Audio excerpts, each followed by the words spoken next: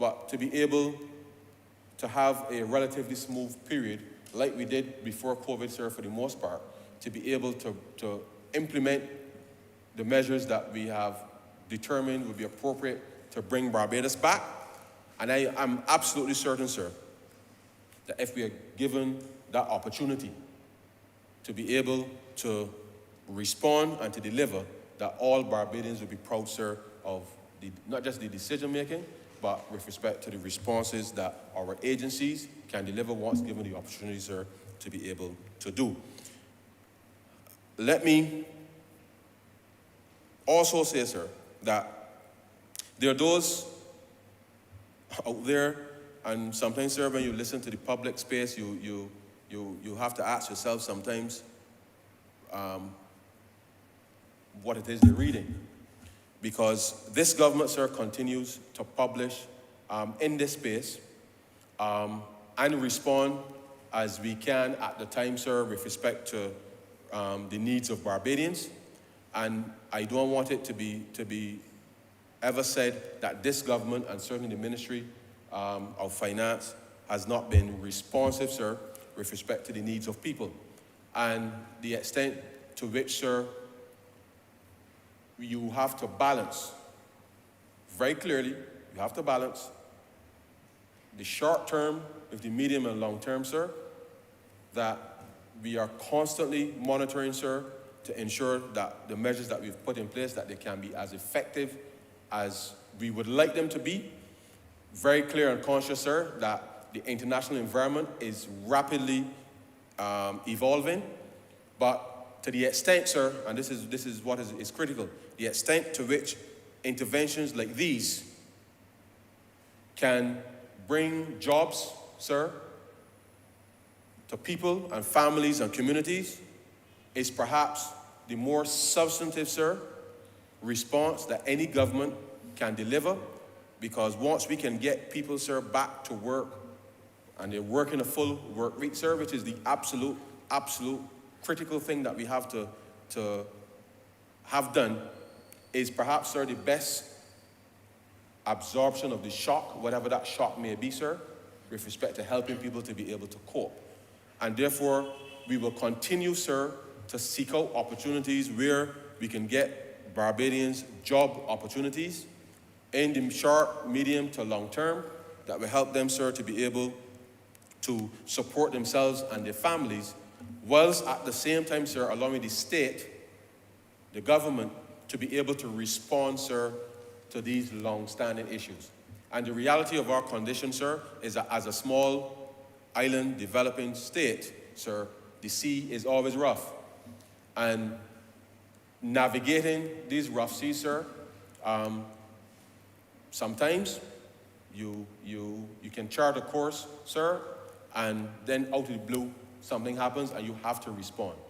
And therefore, in devising those responses, sir, when the next shock comes, you have to be able to absorb that shock as well and respond. And all I'm saying to Barbadians is that these series of interventions that we are making to improve the lives of people are also designed, sir, to be able to make sure that we can, in an indirect way, respond to some degree to the short-term inconvenience, discomfort, sir, that we are experiencing with respect to what is happening globally. And I reiterate, sir, that as we said in the budget, the measures that we've put in place with respect to the fuel and the like, sir, will be reviewed at the end of September to determine, sir, what will be the next phase with respect to what is happening within the context of that space. Because you simply, sir, on the basis of where you are, you don't just make adjustments to your tax structure without understanding, sir, how you're going to finance it. And therefore, I say to all those who are making public statements about what to cut and how much to cut it and all of these things, sir, that I come to this chamber and I give members as well as the public the absolute confidence that the government is working through the ways in which we are capable, sir, of financing And just to be clear, sir, revenue is not financing. Because as you know, sir, your cash flow demands from time to time, even during the month, sir, depending on where you are, things happen. And therefore, if you undertake in any way, sir, to either reduce your income or to increase your expenses, sir, you have to figure out, sir, how you're going to fill the gap. The way that we have chosen, sir, to do so is to make sure that when we incur expenditure, sir, that we know exactly how we're going to pay for it. And cash flow notwithstanding, sir, I know that the last government chose not to pay a whole set of people. And I know, sir, that when we come to the end of September, you would recall, sir, that we had, under the debt restructuring, to issue Series F bonds to settle, sir, that $1.2 billion in unpaid bills that the last government left unpaid in order for us to be able to bring back some level of confidence to the space. And therefore, whilst people are looking for opportunities, sir, to make headlines, the reality is this, sir. This resolution is one element, sir, of how we are going to finance the expansion and the rehabilitation of the Scotland district, whilst we are going through this short-term shock with respect to the war and the commodity prices and all of that, sir. The revenues that we are collecting, we will continue to provide the public services in the way that we have. And within that, sir, we are conscious that we have, as I said, 5 years of a grace period to be able to ensure that we, one, before we have to pay it back, but 4 years to execute this work, such that we are in a position in 5 years' time, sir, to be able to not just pay, service this debt, but certainly to be able to see the movement in economic activity within that time frame in order for us to be able to keep this country afloat. There's a lot, sir, that I could say within when it comes to financing and all of these types of things, sir, but I fear that that may lead the debate in a direction that it is not intended to go today.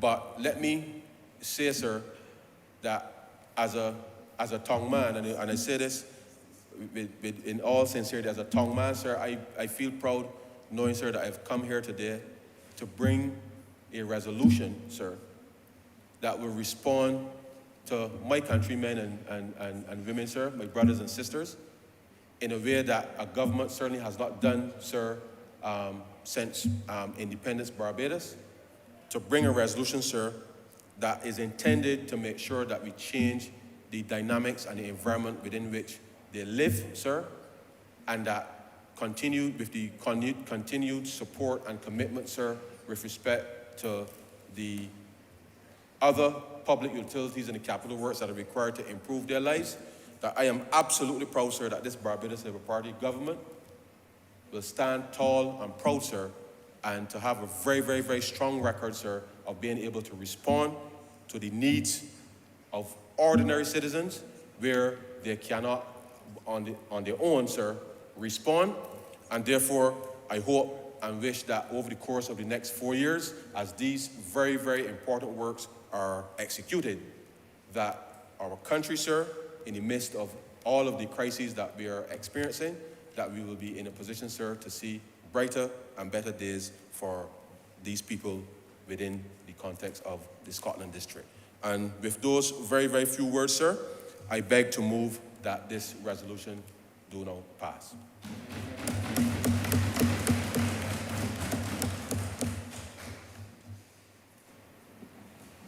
Honourable Leader, Government Business. Thank you, Mr. Speaker.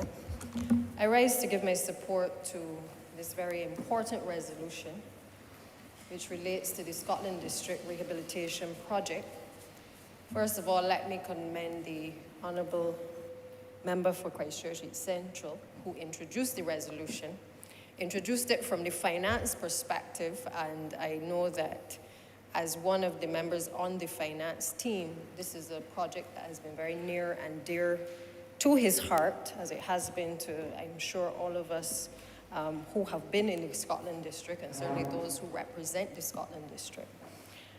I want those, sir, at the outset to also say that this resolution could not be here today as well if it wasn't for a wider economic team. As you heard the Honourable Member for Christchurch East Central speak to, there were several decisions that had to be made early on in the Barbados Labour Party's administration in 2018.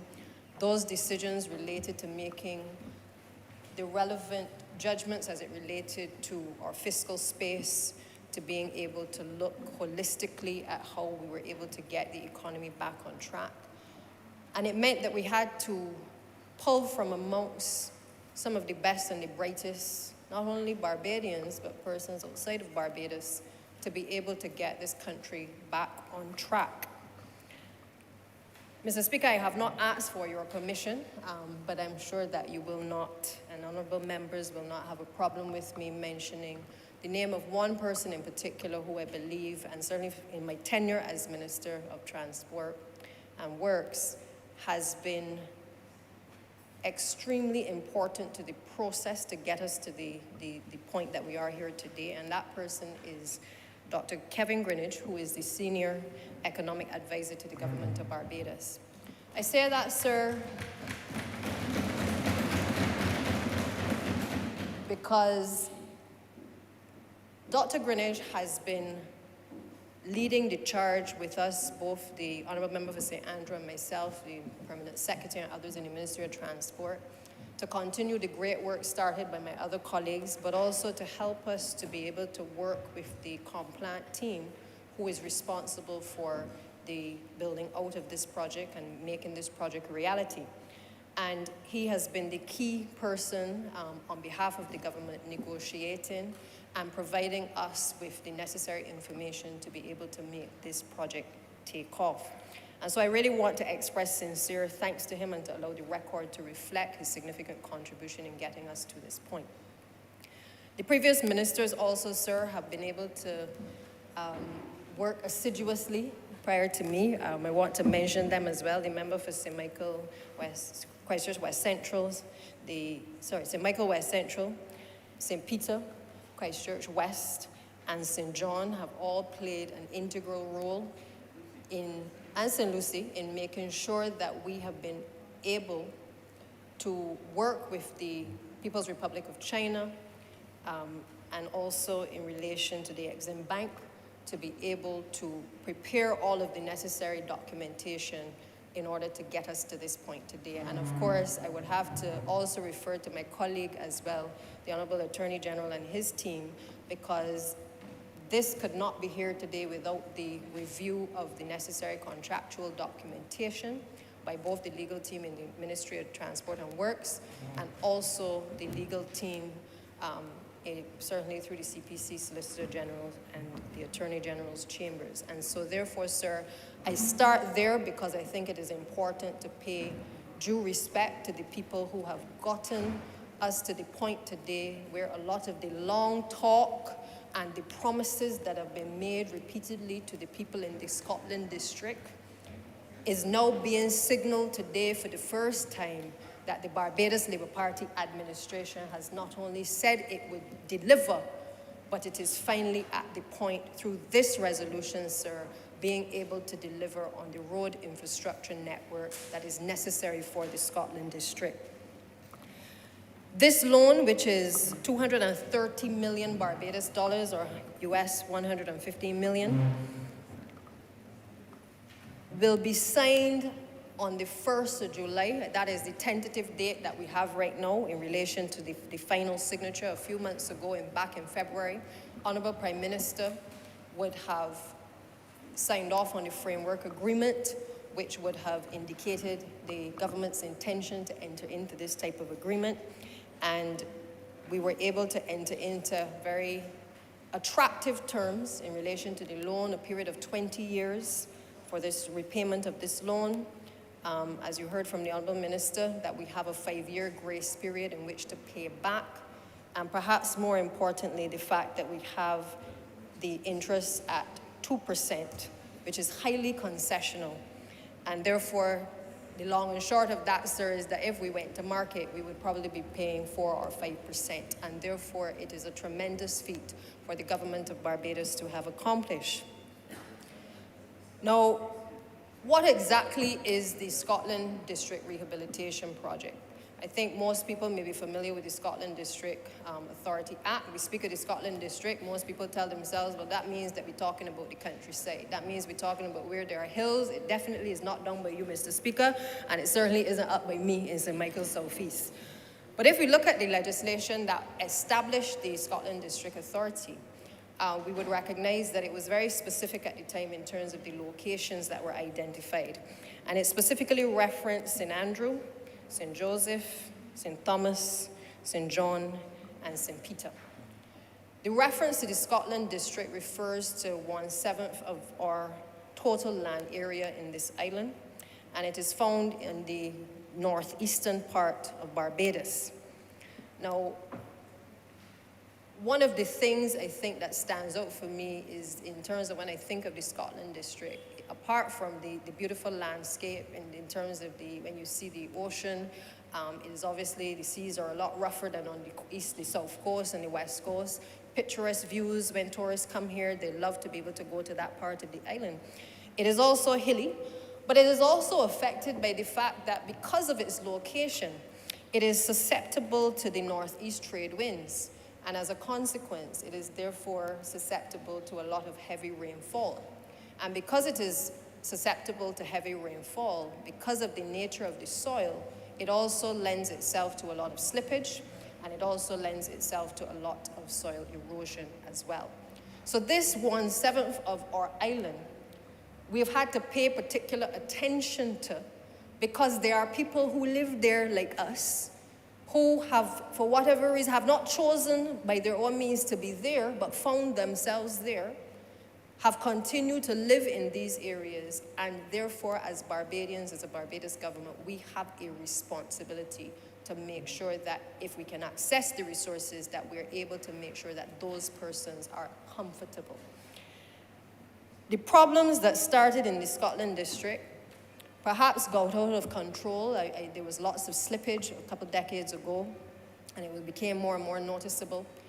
And the truth of the matter is that it was not contained in the way that perhaps it should have been. If you don't have access to the resources, financial resources, and the priorities may be a little different at the time, you're not going to be able to put the sort of money that is necessary to be able to inject into a project such as this.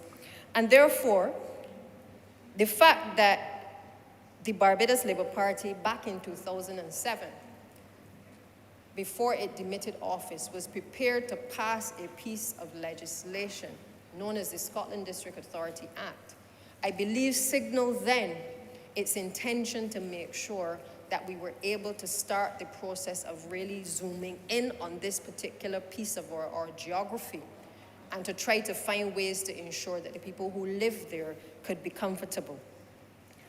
We decided to prioritize this. I mean, we've been affected by the pandemic, we've been affected by Hurricane Elsa, we've been affected by the war in the Ukraine, we've been affected by the freak storm. But despite the fact that we've been affected by all of these things, a conscious decision was taken to ensure that the work that was done back in 2007, before the Barbados Labour Party left office, that when we came in 2018, in spite of all of these challenges, that we were prepared to continue the work that we had started, because we understood the significance of making sure that we look after not some Barbadians, but we look after all Barbadians. And I will reiterate that you can't win 30 seats in a country and pick and choose who you allocate resources to. It requires a different level of drilling down to prioritize the things that are now important, because you are pulling from the same set of resources, but now you have 30 constituencies that you must ensure that you are able to allocate resources to. But we understood that the road conditions in the Scotland District were insufficient in many cases. Sometimes you will see roads that the roads are very narrow, the width of the roads doesn't allow the vehicles to pass easily. We also recognize that in many cases you had serious cracks in the road. You also have a situation where the drainage system for most of the roads in the Scotland District have again not been properly catered for over the years.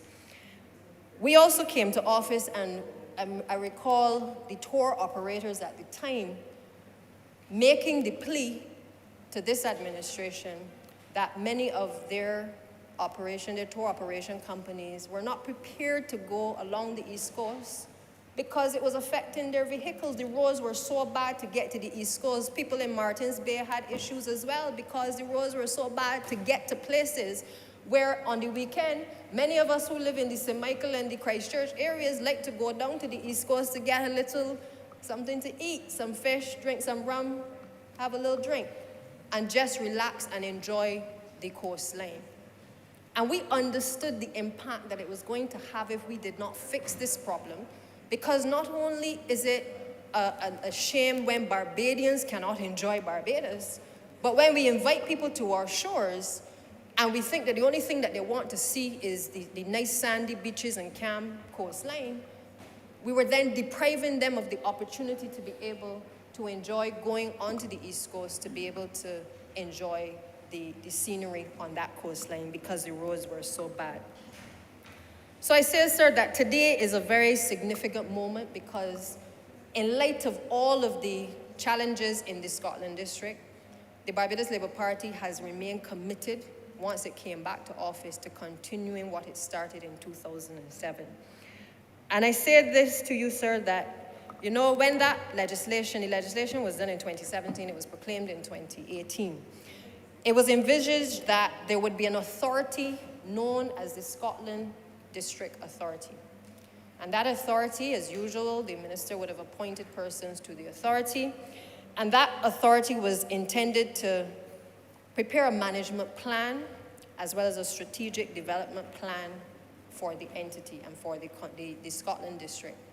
And it was intended to do that, sir, looking at the issues that were particular to that particular location, the issues in terms of both conservation, in terms of being able to preserve the natural beauty of the Scotland District, to look at the research that was going to be necessary for that area, because as I said earlier, the soil is different, and therefore it requires a different focus in terms of what type of materials we use in order to be able to prevent the erosion on the coastline. And therefore, the intention all along was to ensure that when we were able to prepare those documents through the authority, the public would have the opportunity, and especially the people living in those districts, would have the opportunity to comment on the plans and the strategic proposals that were being put forward by the persons who sat on the authority. So you had a say as a resident of St. Andrews, St. Joseph, St. John, St. Peter, to be able to comment on what the proposals were going to be for the Scotland District. And I would say, sir, that if back in 2007 we had been able to embark on what was written in this legislation, perhaps we would have been able now to run a parallel track where we would have been able to then access the financing that would have been able to complement the work that had been started. I say to you, sir, Mr. Speaker, that it is not too late, because having accessed the financing, we know what our intention was in relation to the legislation back in 2017. And therefore, Honourable Prime Minister, when she spoke at the signing of the framework agreement, further committed that the Scotland District Authority, once this project had come to fruition, would definitely be high on the agenda to be able to create an authority as provided by this legislation, so that the strategic plan, the development plans for the area, along with the road infrastructure programs that our ministry will carry out in the Ministry of Public Works, will now be able to work hand in hand to be able to develop the Scotland District. I say to you, sir, that again, this speaks to the inclusive nature because of this administration, because we don't just, you know, we've gone ahead and yes, identified roads that we want to ensure that are done in this project, but it is important that the people who live in these communities who will benefit from this road infrastructure development also have an opportunity to be able to indicate to us as policymakers some of the things that they would like to see, and to be able to impart some of their own local knowledge into the plans and the strategic development for that area. I expect, as the Honourable Member who introduced this bill spoke, that this will have a significant impact on tourism. once these roads are completed. The roads are going to be done over a 3-year period, 3 to 5-year period. But we got to start somewhere. So we're going to start as soon as we're able to get things going later at the end of this month. But I say that the impact on tourism is going to be felt because as I joined my colleague, the Honourable Member for St. Joseph, a couple of weeks ago, in St. Joseph, and I'm going to mention Bathsheba again, which I know that you don't like us constantly mentioning Bathsheba, but Bathsheba I'm going to mention in a good way. Because on the invitation of the Honourable Member, Mr. Speaker, and I believe you were there as well, to see the opening of the Bathsheba Community Centre. It was breathtaking. That was an old derelict building on what is considered the surface coast of the island. We bring people from all over the world through to the Soup Bowl. But we had this breakdown, tumbled down building that was up there, and the Honourable Member for St. Joseph and the rest of the team took a decision at Cabinet that we would help to restore that building to breathe new life into the East Coast. Not focus on other things and not deal with the people in these country areas. We took a decision that we understood that it was of value to the people of that community, but that it was also intended to bring significant economic impact and tourism impact to the tourists who would also come to the island to participate in that facility. And I say, sir, that when I look at that facility, it fills my heart with pride, as I'm sure the Honourable Member for St. Joseph's heart is filled with pride as well, because it signals that if it is that you can dream of something like that on the East Coast, imagine if we are able to get the road infrastructure up and running, the potential that we have to build out, the investment opportunities that can arise from having the proper infrastructure to get from one point to the next. It also signals, sir, that for the people who are in the agricultural sector, nobody likes to know that they go in the country and they ensure how they're going to be able to move the products or the roads, whether the roads that they go move the products on, if they are going to be unsuitable and not roadworthy to be able to move and to traverse with their products, sir. Equally, if you are stationary in those districts, you also want to know that you are in a position to be able to allow people to feel comfortable driving to you. And the Honourable Member for the city knows exactly what I'm talking about, because I see him nodding his head, sir, because he operated an excellent facility in the same Scotland district. And the roads to get to him, I know, are also on the agenda to get fixed, to get there. And that in itself, sir, has tremendous potential, not only as a facility for reform, but it also has potential, and we've spoken about this, to be able to add another element in terms of an educational facility as well into the landscape for education in Barbados. And sir, I hope that with the easier access that is going to come about by this particular project, to get to the Fun Ranch and to get to Bathsheba and to get to all of the other areas across the Scotland district, sir, that people are incentivized now to be able to start to think about investing in these parts of our island. I think, sir, that this particular resolution also lends itself to relevant collaborations with other ministries.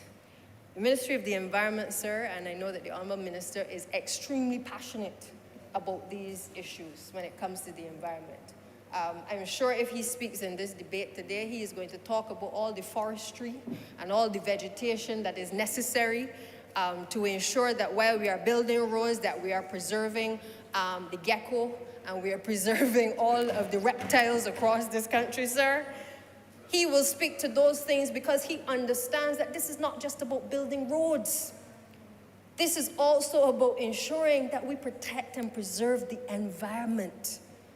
And we understood even back when we came to office, sir, that we had to look at the issues of the soil erosion. We started to look at the Gabion building.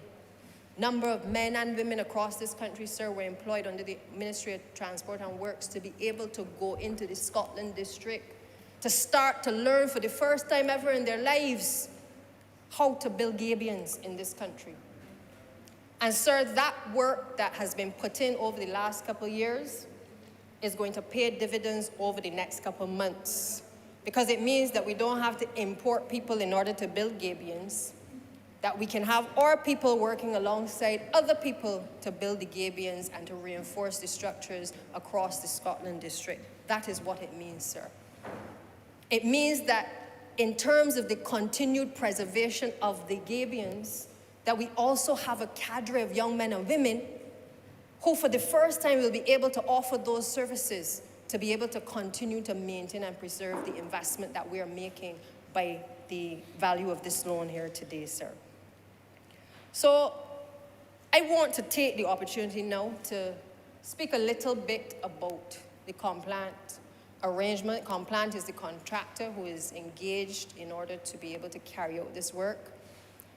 They have a track record. They've been working on the project at Sam Lord's Castle. I'm sure when the Honourable Minister responsible for infrastructure speaks, he will speak to that project as well, which I understand is due to be completed in December. They have a familiarity already with the island. They know the ins and outs. They know the delays, they know the challenges, they know all of the contractors, they know how things work on the island. And they have been awarded the contract to be able to execute the Scotland District Rehabilitation Project. We meet with the Complant team on a regular basis, almost every week. And when we meet with them, we try to get updates as to any challenges that they are having in relation to the execution of the project and try to remove any of the barriers to the execution, because we understand on our side that we have to get this project up and going. And yes, there have been delays along the way, but we know that we are a lot closer and that we have to work together collaboratively to make sure that this project is done. So up to last Monday, the original topographic survey of about 30 roads in the phase 1 of the project, there are 3 phases to the project, that was submitted by Complant. Again, they allow us to review some of the things, the documents that they have provided up to that point. They had done site inspections of 21 roads in phase 2, and the remaining Highway 3, 3B, 4, and 5, Mellows Hill, were in the process of being inspected. The Chinese team is on the ground, and they're working with our consultants as well as the officers from the Ministry of Public Works to ensure that we are able to drill down all of the fine details to be able to get this project going. They've also been doing site visits on the bridges as well and on other roads that maybe need to be considered. And one of the things that we have started to look at, the consultants on both sides have been starting to look at, is trying to avoid as much disruption as possible to the lives of ordinary Barbadians. Now, we know we're going to have disruption. And that conversation, you can't avoid that conversation, because there will be disruption, whether it is in the form of dust, diversions, or anything else, simply because if we are to get this work accelerated and to make the most of the funds that have been allocated to us for this project, we are going to obviously have to close roads in some cases. So I ask the public, those who live in these districts, I mean, at the appropriate time, the contractors and certainly the ministry will issue the relevant notifications to advise the public as to when the road works are due to start. And we ask for your cooperation and certainly your patience in working with us to be able to allow the teams to be able to execute these works in the time frame that has been provided. There's also been work being done on the bill of quantities, because as, again, the honourable member who introduced the bill said, you know, you don't just sign a contract for roads and then, you know, expect that it all happens. There are a number of little pieces that have to be put in place apart from the legal and the design work. There's also bill of quantities. You gotta know how much kilometers of road you're actually doing, what kind of material you're gonna have to use. You have to know what the cost is going to be so that we can be able to allocate for each road a costing for that road, and then be able to have the relevant contractors being able to work on the project. So we have determined that the project will commence with the work on 2 sample roads, the Vaughan's Road, number 1, and Shorey Village in St. Andrew. And we have already seen the preliminary designs for these 2 roads. Those have been already completed. The foundation materials for the 2 roads were sent to the ministry's laboratory for testing. And let me just say that the Ministry of Transport and Works has a fantastic lab.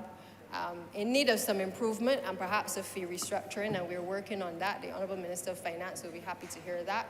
But the truth of the matter is that the persons there at the lab do a lot of the testing on our soils, on our rocks, on our foundations, not just for government, but also external. And again, I want to commend them because they're going to have to obviously play a very important role over the next couple of months in working with the team at Complan. Once the consultant for the ministry has reviewed the preliminary designs, the construction drawings are going to be completed.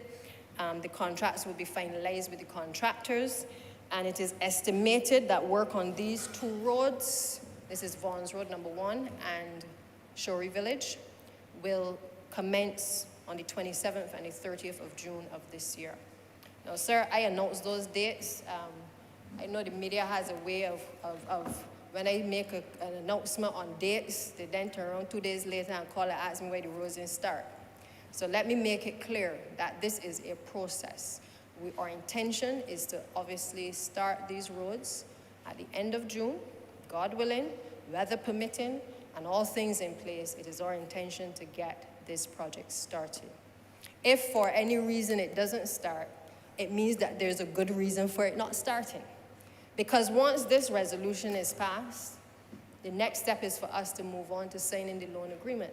And the good news is that the Complan team, because of their familiarity with Barbados and their recognition as to the urgency of this particular project, have actually started a lot of this preliminary work even before the actual contract has been signed.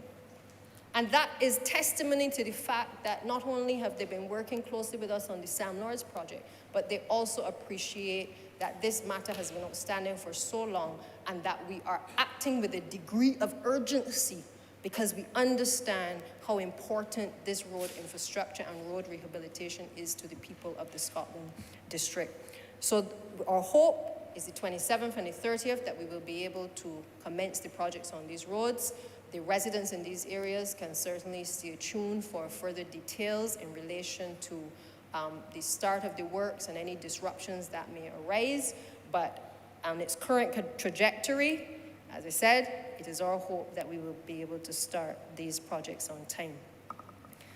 Complan will also be looking at utilizing approximately 5 acres of land as well in order to store equipment, in order to have their plant, their accommodation, and their materials on site to ensure that they are able, within the Scotland district, to be able to move easily to the various sites. Because while we're starting with these initial sample roads, and let me say sample roads simply means that in many cases, the contractors want to iron out the teething issues. They want to make sure that contractors engaged are going to deliver in a timely manner. They want to ensure that if there are challenges, that they're able to bring those challenges to the attention of the ministry so that we can correct whatever those challenges are and that we are able to have smooth sailing on the remaining roads. It does not mean that there's only 2 roads getting done. It means that you've got to start somewhere and to make sure that you have all of the coordinated efforts with all of the utility companies and that all of the communication is running smoothly so that you can execute the project correctly. Now that brings me, sir, to a very important area of this project which relates to the White Hill area in St. Andrew. My colleague and Honourable MP for St. Andrew will certainly elaborate on this. I have no doubt. I think he will make an entire speech for the people of St. Andrew, but I have guided him that he must speak for all people in the Scotland district as well. But suffice to say, sir, this project even predated him in terms of the advocacy on the White Hill area. I think all of us are acutely aware of the issues of slippage, the pleas made by the former representative for St. Andrew, articulating the case of the people, the disruption that was caused by the slippage and the loss of homes to people in that area.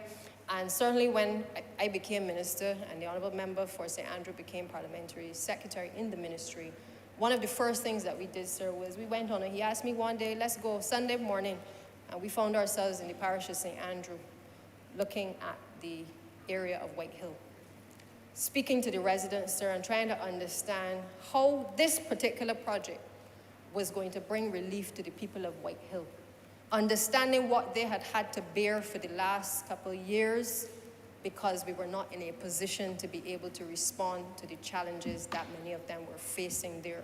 You know, sir, when I hear people say, ma'am, I want to be able to get the sanitation truck to come up the hill, but people don't want to come up here because the road bad. Or when I hear the old lady who runs a shop say that the truck man don't want to come and deliver the drinks for the shop, and therefore things a little slow because they don't want to come up the hill because they ain't sure how they can get back down, sir. I understand that the significance of this resolution today is going to be real for the people of St. Andrew once we are able to deliver on this and the people of White Hill. And therefore, sir, I fully endorse what we are doing because we are here to better the lives of people. But we're also here to talk people through the process so people don't believe that because something goes wrong that you can also fix it fast. And therefore, our responsibility in this chamber is also to guide people so that they understand that at each stage, while we're doing the resolution today, while we've started to identify the roads, that there is a process to us getting to delivering on the promises that have been made to deliver on the Scotland District Rehabilitation Project. White Hill at this point, and I can tell you I saw the plans last week, there are 2 designs that are being proposed. Again, the Honourable Representative, a member for St. Andrew, was able to weigh in. He's not an expert in this area, but I think his local knowledge has also been able to guide the process as well, because I have no doubt that he is acting in the best interest of his people and listening to their concerns as well. And we saw these 2 designs, sir, shared with us.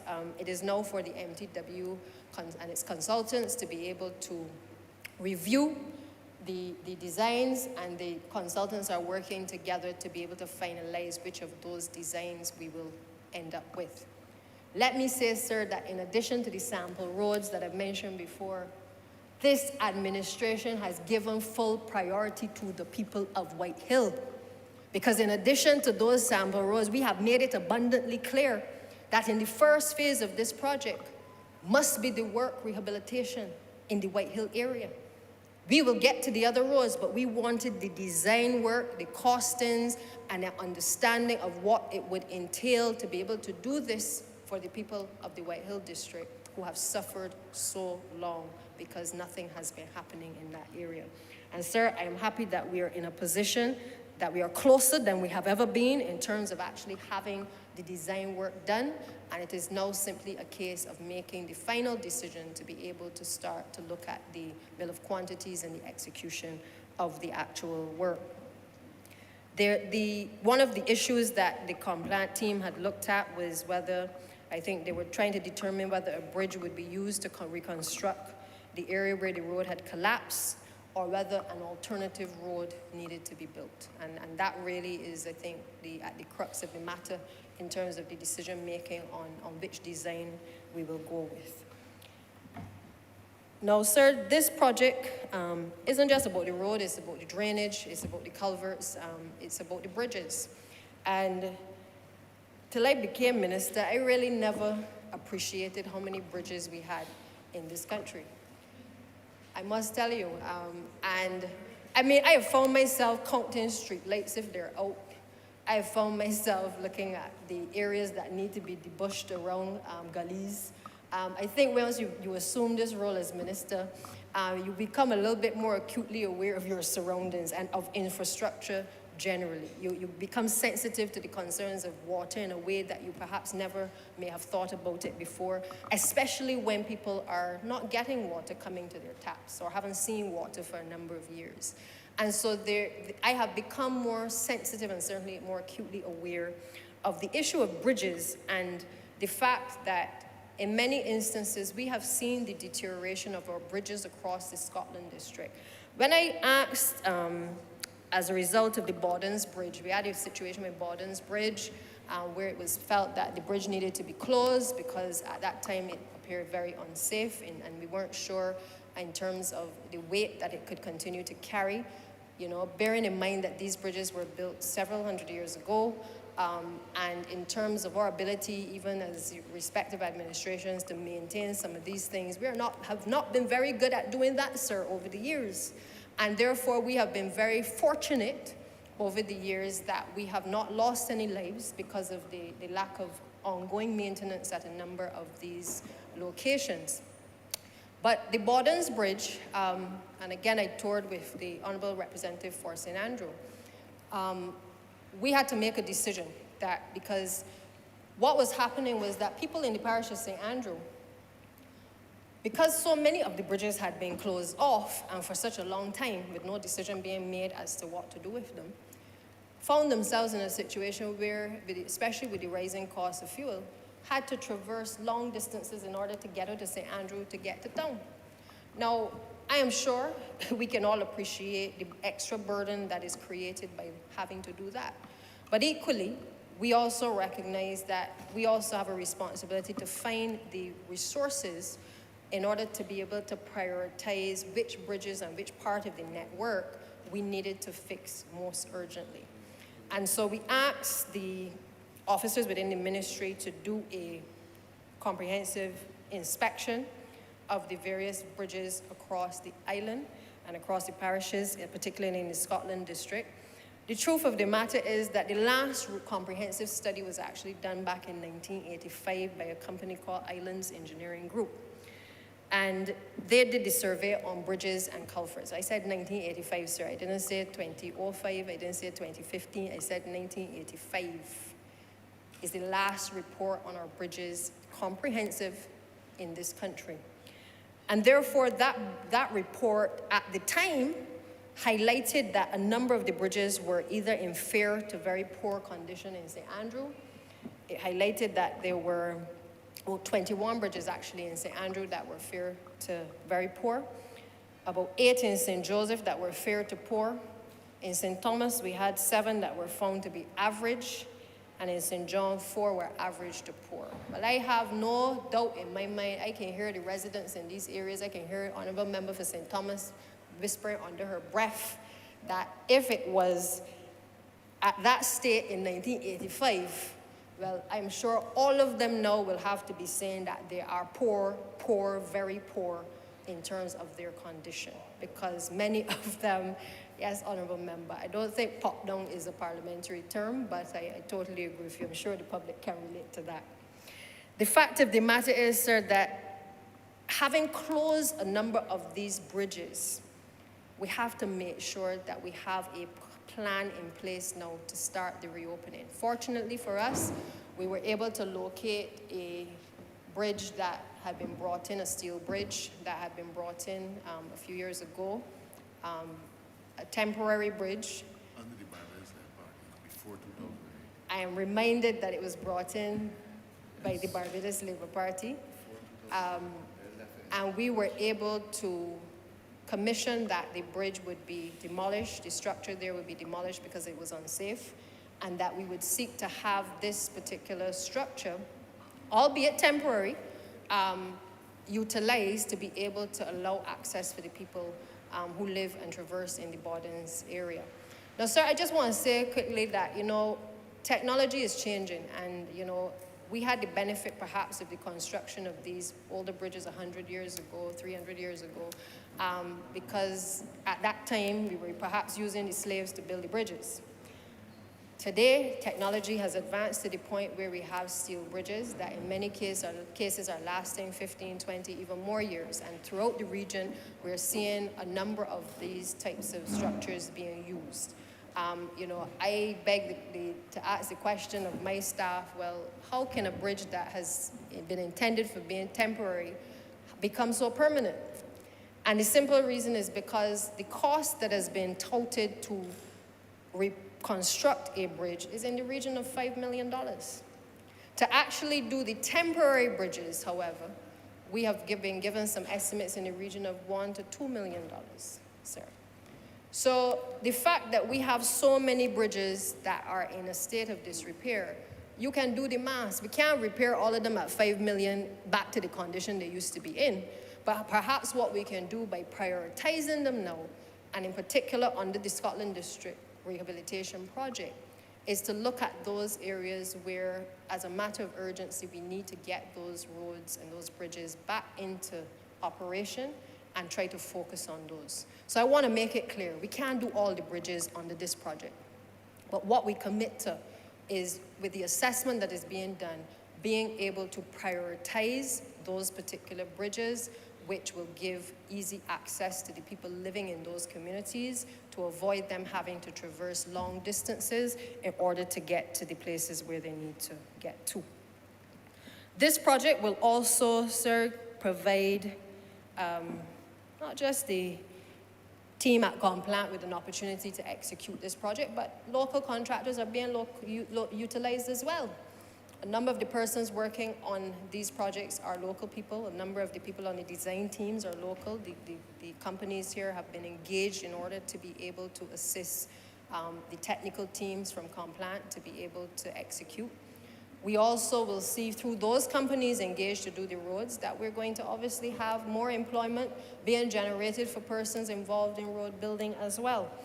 And the truth of the matter is that while everybody can't work on the road, I am sure if I cast and you cast your mind back, Mr. Speaker, to the days under the big boom in construction in this country under the Oenatha administration, men and women in this country were very, very happy when construction was taking place.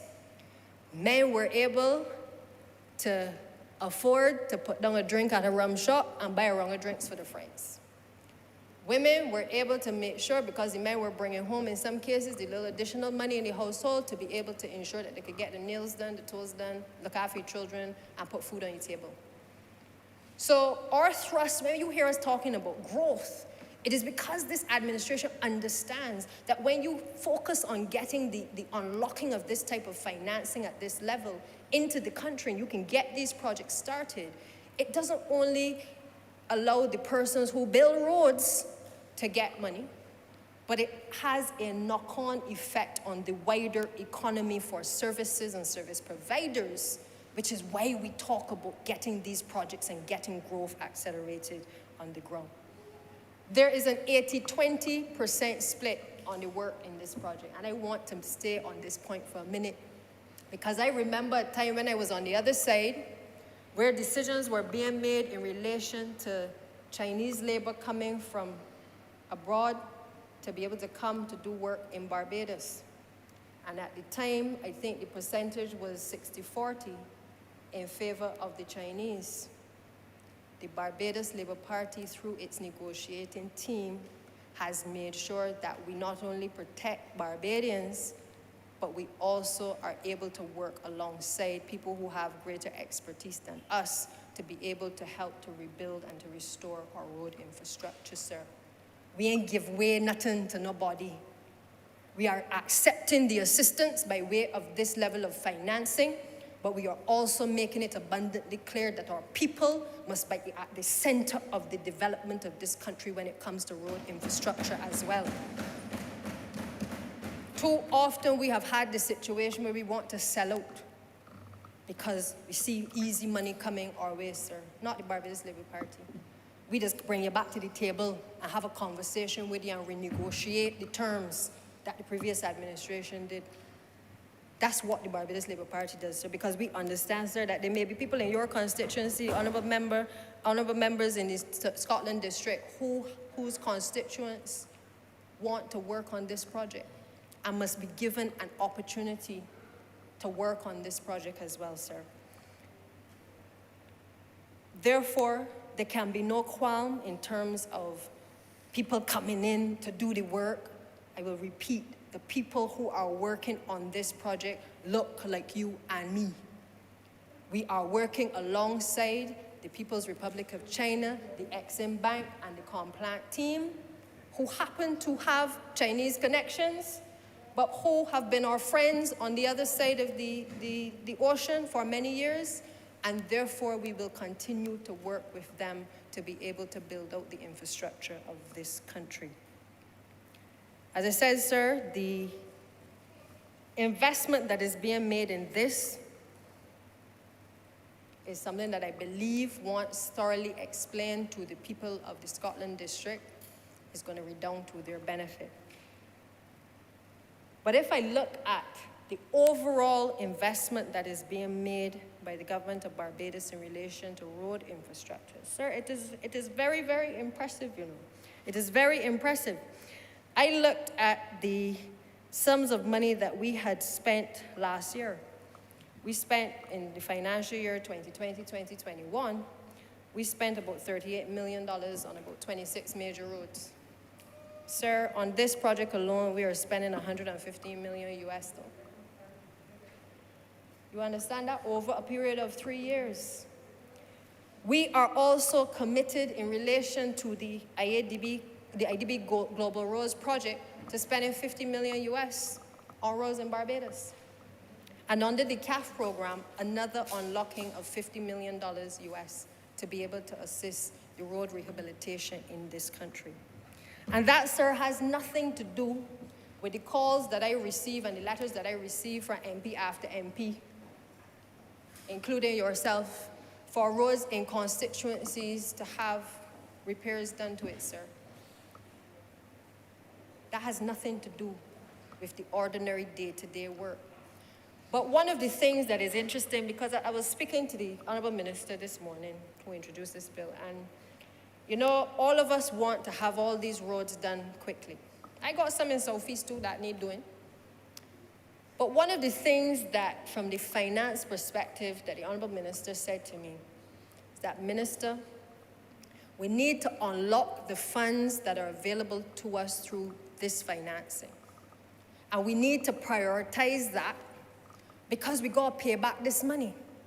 So the faster that we unlock this money and we get growth going in this country, a lot of the money that you are asking for and MPs are asking for to be released in order to do the smaller road projects in districts, that money will come because we have been able to get these projects off of the ground, sir. Sir, I don't have no finance background, but I understand common sense. And what he is telling me is that you can't do everything all one time. But when you go for this level of financing, you have to focus on the execution of these types of projects because it is giving you some elbow room in order to be able to execute these projects so that you can do all of the other things. So when I speak of patience, I have learned patience in a way that I could teach it. You understand? When you go through what I have been through, you learn patience at a level that is second to none. And when I speak of patience, everybody wants everything all the time. And sometimes you don't always need it the same time. And sometimes you have to separate your wants and your needs, but you also have to find balance. And therefore, I say to the country, we have been trying to unlock the monies that will give us that elbow room in order to be able to execute and to prioritize the projects that have been long-standing. So if your road don't get due next week, it isn't because MTW playing the fool alone and just saying that they don't want to do a road in an MP's constituency.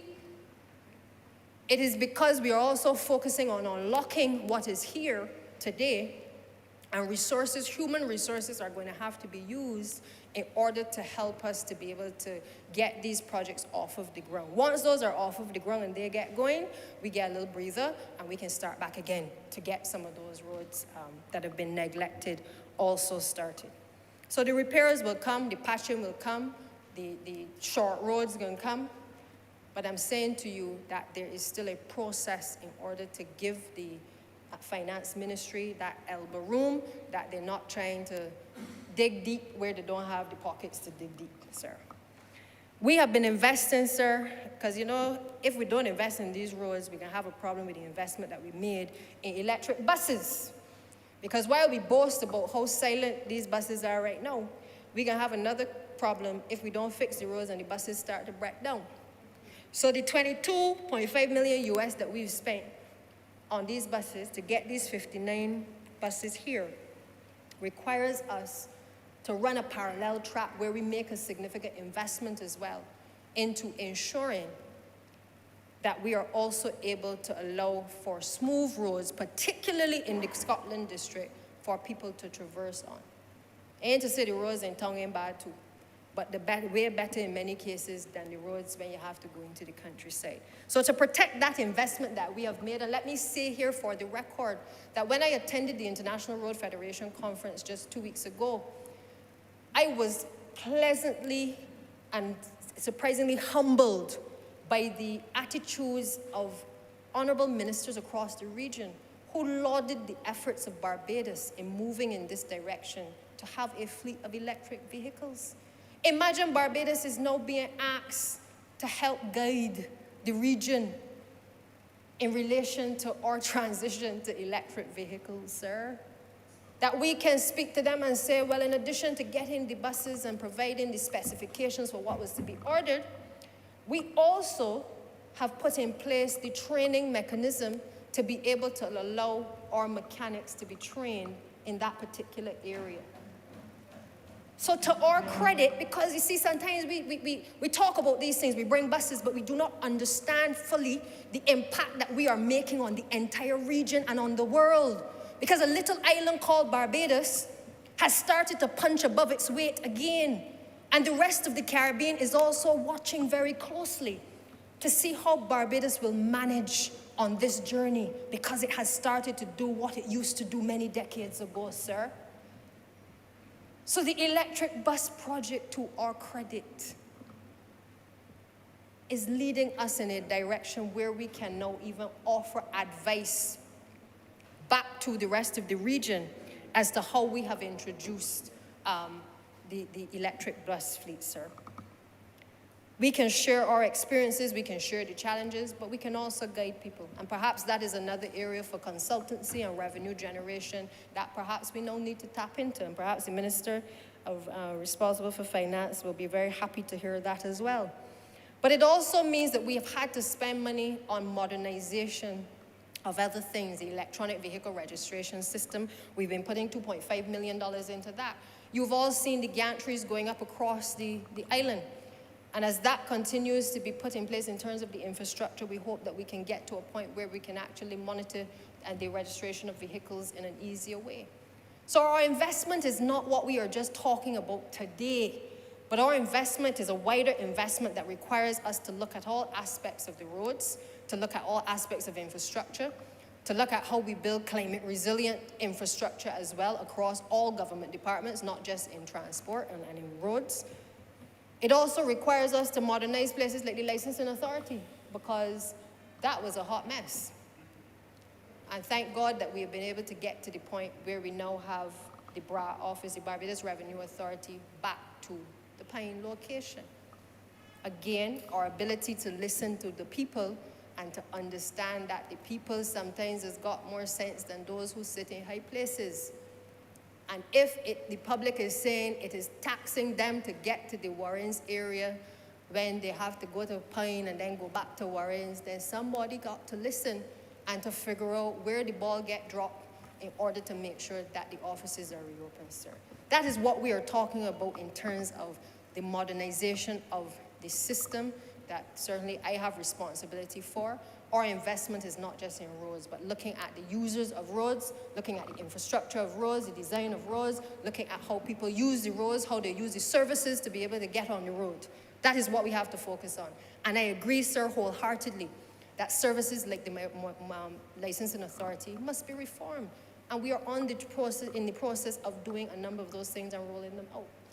But we are also mindful that, change is a difficult thing sometimes, sir, to accomplish. And you have to work with people in order to get those changes to become a reality. And we will work with persons to be able to make that shift, to modernize a number of these entities.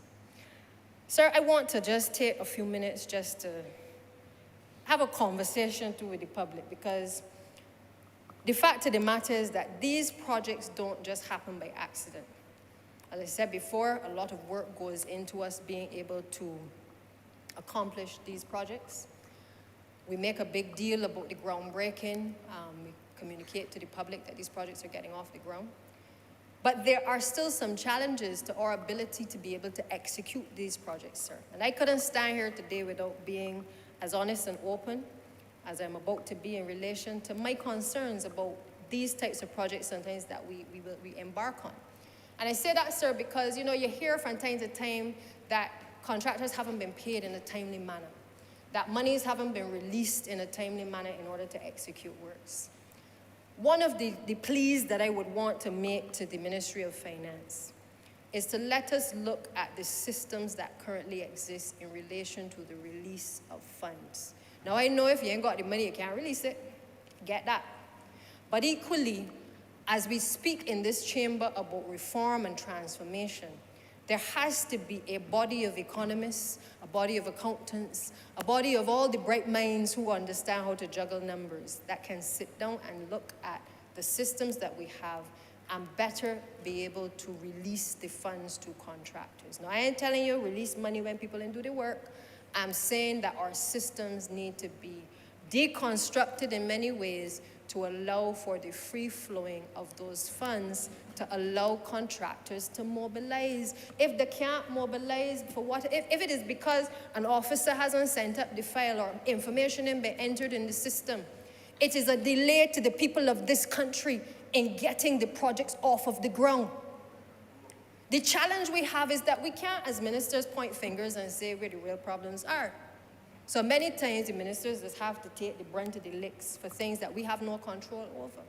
But if I've been sent here to fix it, I got to speak about the challenges, but I also got to speak about the remedies and the recommendations to solve the problems. And I'm simply saying that whether it was in the Ministry of Education or it's in the Ministry of Transport, there must be a better way to be able to address the issue of unlocking the finance when we have signed off on these loans, to be able to ensure that we can draw down those funds. So sometimes you hear the funds are there, but somebody hasn't done what they're supposed to get it into the hands of the contractor, so the project can't start. That person don't get held accountable, mind you, but the government gets blamed.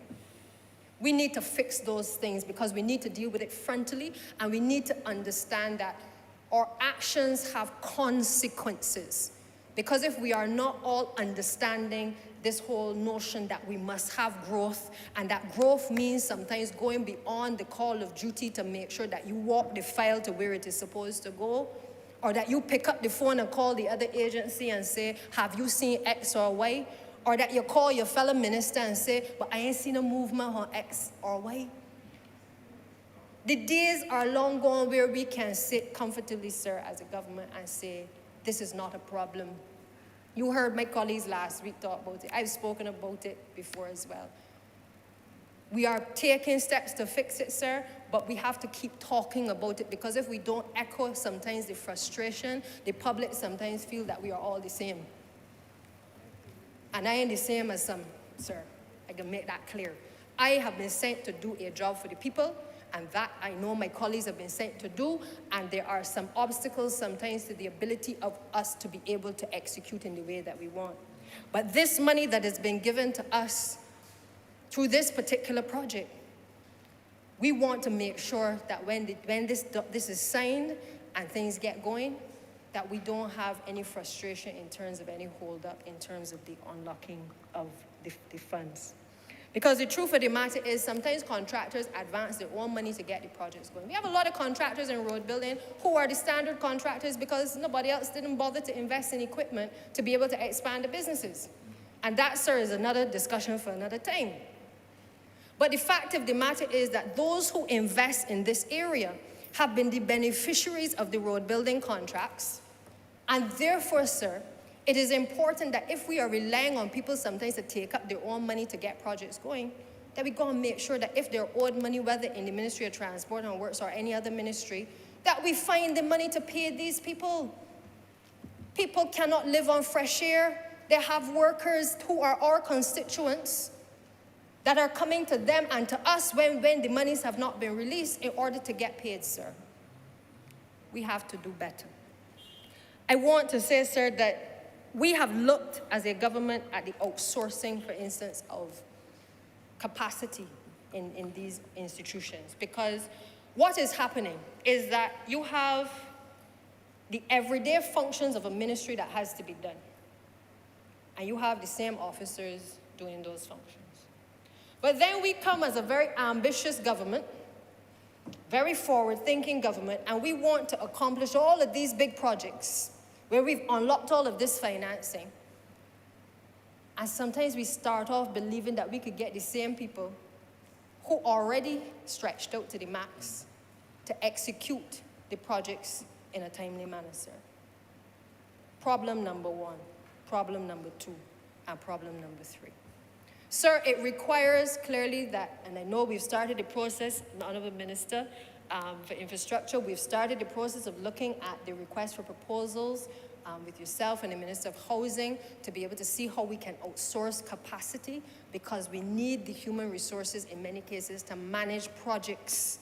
You cannot have the same officers managing large-scale projects in government, where they are also required to do the smaller projects as well. So while we may engage consultants from time to time to assist, the truth of the matter is sometimes we need more assistance in order to be able to properly execute and to do the management and the supervision that is required for a number of these projects. And that, sir, I think has to be something that we address urgently, because whether the resources are found within or the resources are found outside, I say to this chamber that we need to find those resources in order to help us, because all of the projects that I have mentioned are significant sums of monies that require that we have sometimes not one project manager, but sometimes we need two because of the magnitude of it in order to be able to get it done. And equally, we need to make sure that we have the QSs who can go to check to see whether the work is done. We need to make sure that we have enough of those as well. Because you can't have large infrastructure projects where you want to rejuvenate the buildings of the Crown, but you don't have the full complement of staff in the team, in the Ministry of Housing, for instance, to be able to do what has to be done. These are the things that we need to talk about and talk about frontally. And therefore, when I call often on reform of our public service, I know, as I said, we are taking steps. We have persons in place now to deal with these things. But I ain't gonna stop speaking about it until I see these things actually happen. Because the truth of the matter is, when these things are left unspoken, we believe that they've gone away, but we end up having to deal with them later, sir. And I therefore would like to see a situation where that reform, that quick action in terms of updating the positions, updating the general orders if there are positions to be updated, that those things can happen a lot faster, so that the magnitude of the projects that we are being asked to accomplish, that they can be accomplished because we have the capacity to be able to do it. Under the IDB program, sir, where we are getting the funds, the 50 million, one of the things that I want to point out is that that project also looked at institutional strengthening of the Ministry of Transport and Works. And it is going to require a deep dive approach into the ministry to look again at things like the capacity, to look at the human resources, to look at the technology that is used. Because if we are not just to build these roads or oversee the building of these roads, but we are also supposed to maintain the roads going forward and to continuously be on top of the technology, we have to improve the staff that we have. And we have to be able to attract people who can lend their expert advice to be able to help us to build capacity as well. So I know that there is a 4 million for institutional strengthening, which I hope will be able to provide us with that insight that is necessary into the ministry, because the truth is many of the positions in the Ministry of Transport and Works have not been upgraded for many years. And like many other ministries, we are awaiting the finalization of those upgrades for positions of persons in institutions. But that is affecting the workflow. It is affecting the ability of us to be able to execute. And therefore, sir, if we do nothing else, we must work together to be able to drill down these issues so that we can execute in the shortest time frame. So, sir, I believe that this project and what is being expected of us from this project is going to redound to the benefit of the residents of the Scotland District, but also to all Barbadians. I also believe that the timing could not be better. We are in the middle of the hurricane season. I recall last night getting word of thunderstorms, I think in the east of the island. I started to see some lightning early on. And the truth of the matter is, you know, we have survived for a long time saying God is a Beijing. But I don't know about y'all, but I know that last year I had perhaps the first wake-up call in realizing that God may be a Beijing, but, you know, the elements sometimes will come our way, and we have to be prepared. And it means that as we build out these roads and we build out infrastructure, we have to look at our resilience, our ability to not only build proper roads to create the network that is needed in communities, but we also have to look at how do we rebuild after hurricanes. The truth is many of the territories in the region have had improved infrastructure as a result of full devastation. We are being proactive today and in our efforts since coming to office to be able to unlock funds, because we don't want to be in a position where we are on the back foot, trying to beg for handouts to be able to build back a country.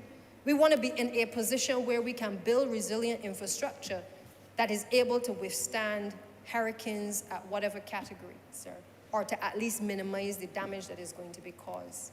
And I therefore hope that when this project gets off of the ground, that we're able to execute, but we're also able to look back on this in the next couple of years and feel very proud as a nation and certainly as a government that we were committed to the Scotland District. We were committed certainly to ensuring that we fulfilled what we understood was the vision from 2007 and even before, and also that we are able to build out climate resilient infrastructure in this country to ensure that the people of the Scotland District are in a better position than how we found them, sir.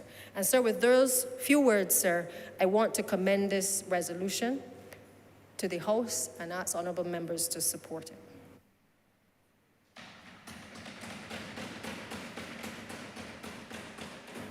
Honourable Member for Christchurch West. Thank you very much, Mr. Speaker, for this opportunity to join in this debate. I recognize the hour is a little late, and I do promise that the words will be few, although I hope and impress on the honourable members to listen to the few words that I have to say, because even although they may be few, I think they may be reasonably impactful. First, let me say, Mr. Speaker, that I joined this debate with certain joy and yet sadness.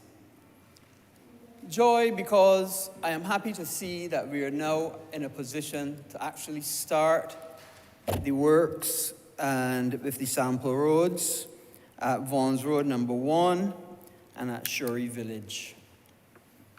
And I'm happy for the people of the Scotland District.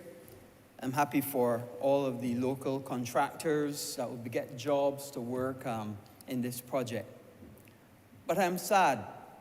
I'm sad, Mr. Speaker, because when I started and conceptualized this, when we signed the MOU 3 years ago, 3 years ago, Mr. Speaker, the implementation deficit that we have that faces this government, and faces many governments, but especially this one, that a project that was conceptualized 3 years ago only now could be at the stage that we are signing and about to start.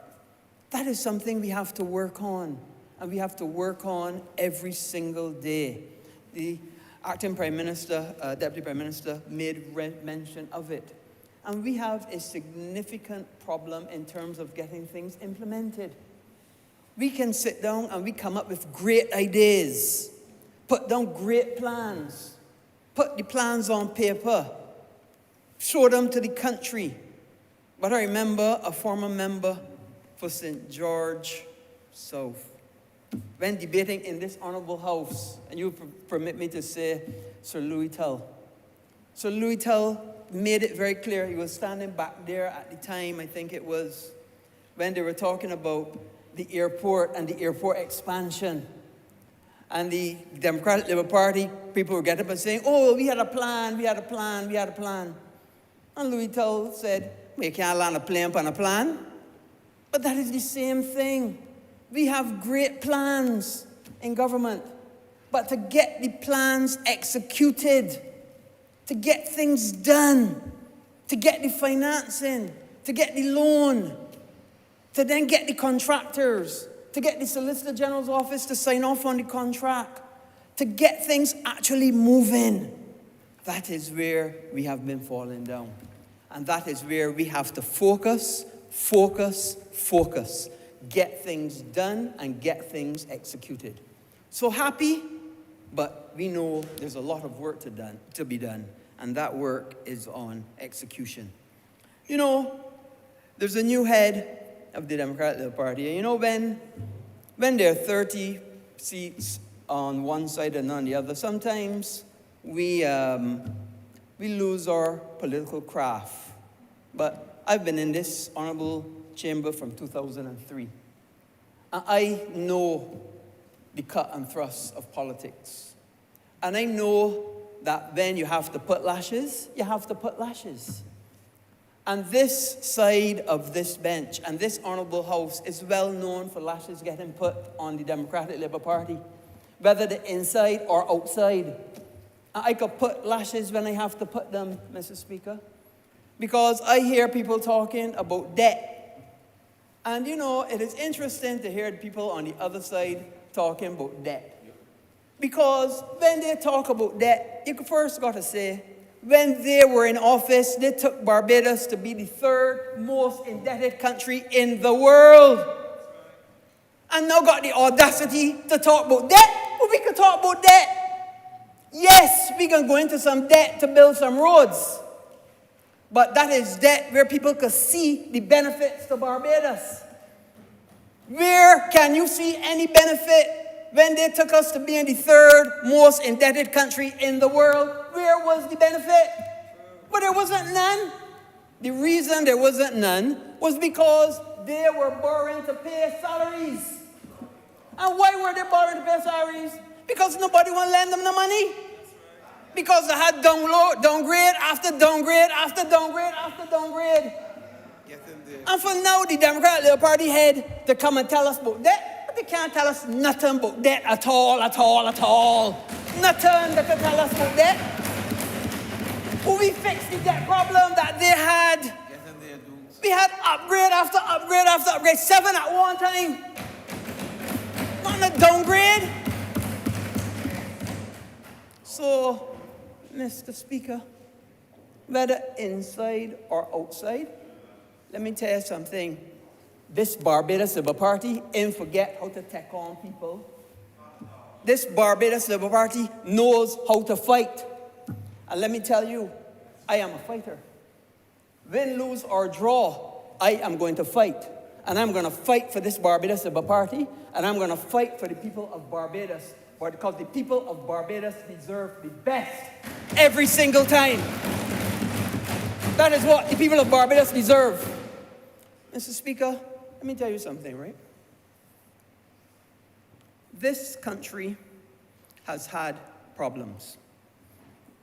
This country has had difficulties. The greatest difficulty we had was the last 10 years of the Democratic Labour Party administration.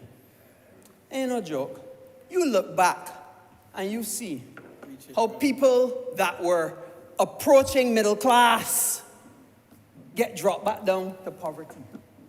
You see who people who were doing well, who were improving their lives, had to go through that lost decade.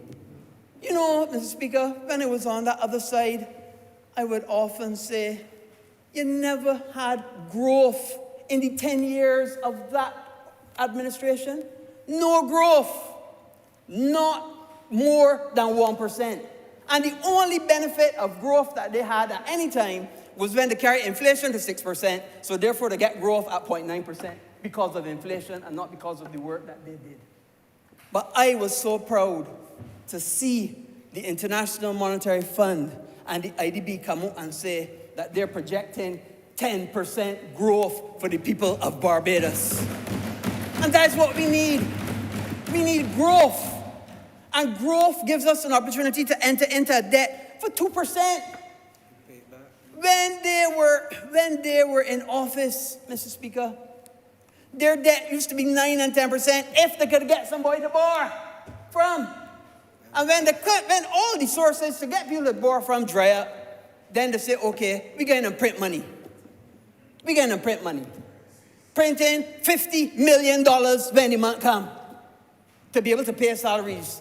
Not money to build a road that people could get to improve their lives and improve their homes.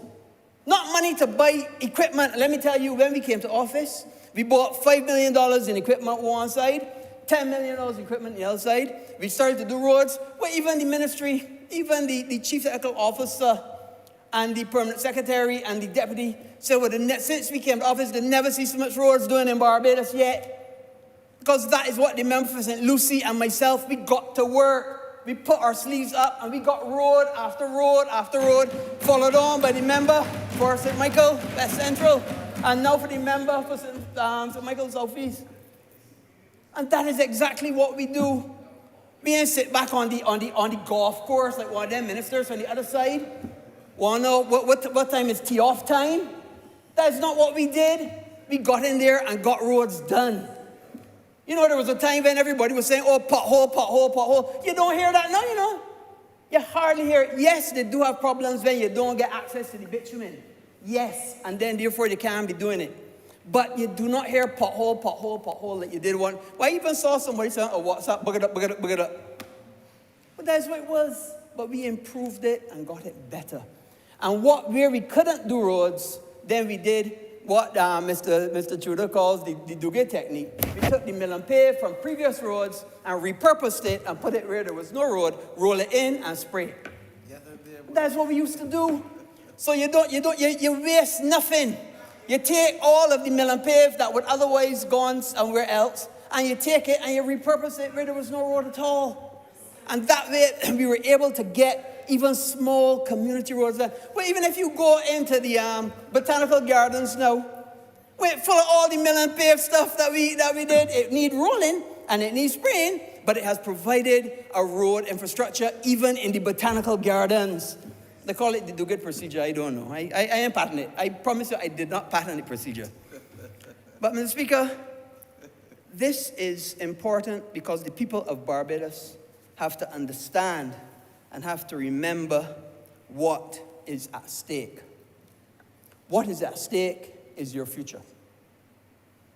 This Barbados Labour Party has taken the reins and led this country and led it well. People of Barbados can be proud to say, I am a Bajan and the Honourable Prime Minister is the Prime Minister of Barbados.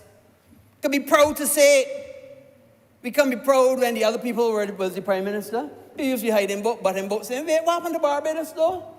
Well, Barbados used to lead the whole Caribbean. And when he was in office, nobody was coming and telling you anything about leadership. But we have a leader, a strong leader, a tried leader, a tested leader. And she has done well for the people of Barbados, and she will continue to. Now, Mr. Speaker, the Scotland district itself has a very important geology. And you have to understand, it is predominantly a clay kind of geology. And because of that, the roads that are built there have to be of a different and better design. They also have to have much better drainage. In fact, the cost, people estimate, is double what it would be in normal areas. So we had to go through all the designs, even a mill and pave that was simply just to scrape off and put back. We had to go through drainage, improve the drainage so that the road lasts longer. But there's one other important point I want to make before I sit, because I said, and I promised I wouldn't be too long, is the use of different materials. The Honourable Deputy Prime Minister made mention of it. But I want to go a little bit more specific into the use of granite. Now, normally, most of our roads, we use our limestone. And we use limestone because Barbados is a limestone country and it's predominantly an easy access to limestone. But there have been roads that we have used granite on. ABC Highway, for instance, the vast majority of that is granite. And you know what? It lasts longer. The IDB road that we did at Farley Hill, for instance, and the ones in St. Lucie, they're granite. And what the granite does, as opposed to the limestone, it does three things. The first thing it does is it is not as porous as limestone. So because it is not as porous as limestone, it means that it binds together better, uses less bitumen, and also does not preferential wear. So it means that it does not skid. So it's perfectly suited to hilly areas like the Scotland district. And what we have to do with these sample roads is to use not only limestone, but also use in certain areas granite, because it has proven to be a material that is better suited in certain areas of Barbados. And this is the kind of technology and this is the kinds of things that we want to do to be able to get the roads to last longer, so that the investment of the $150 million that we're putting into this road infrastructure is an investment that will give returns for the people of Barbados. Mr. Speaker, this is a watershed moment because it's also a teaching moment. It is good that we're doing this investment. It is good that we will have all of the wonderful spin-offs. It is sad that it has taken so long, but I look forward to the day when we can drive on those roads in the Scotland district and they're smooth sailing like the ABC Highway. Mr. Speaker, I'm obliged.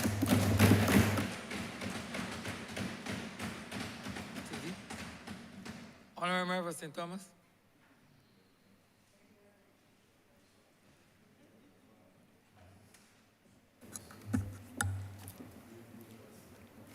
Thank you very much, Mr. Speaker. I wish to add my voice to the discussion here today and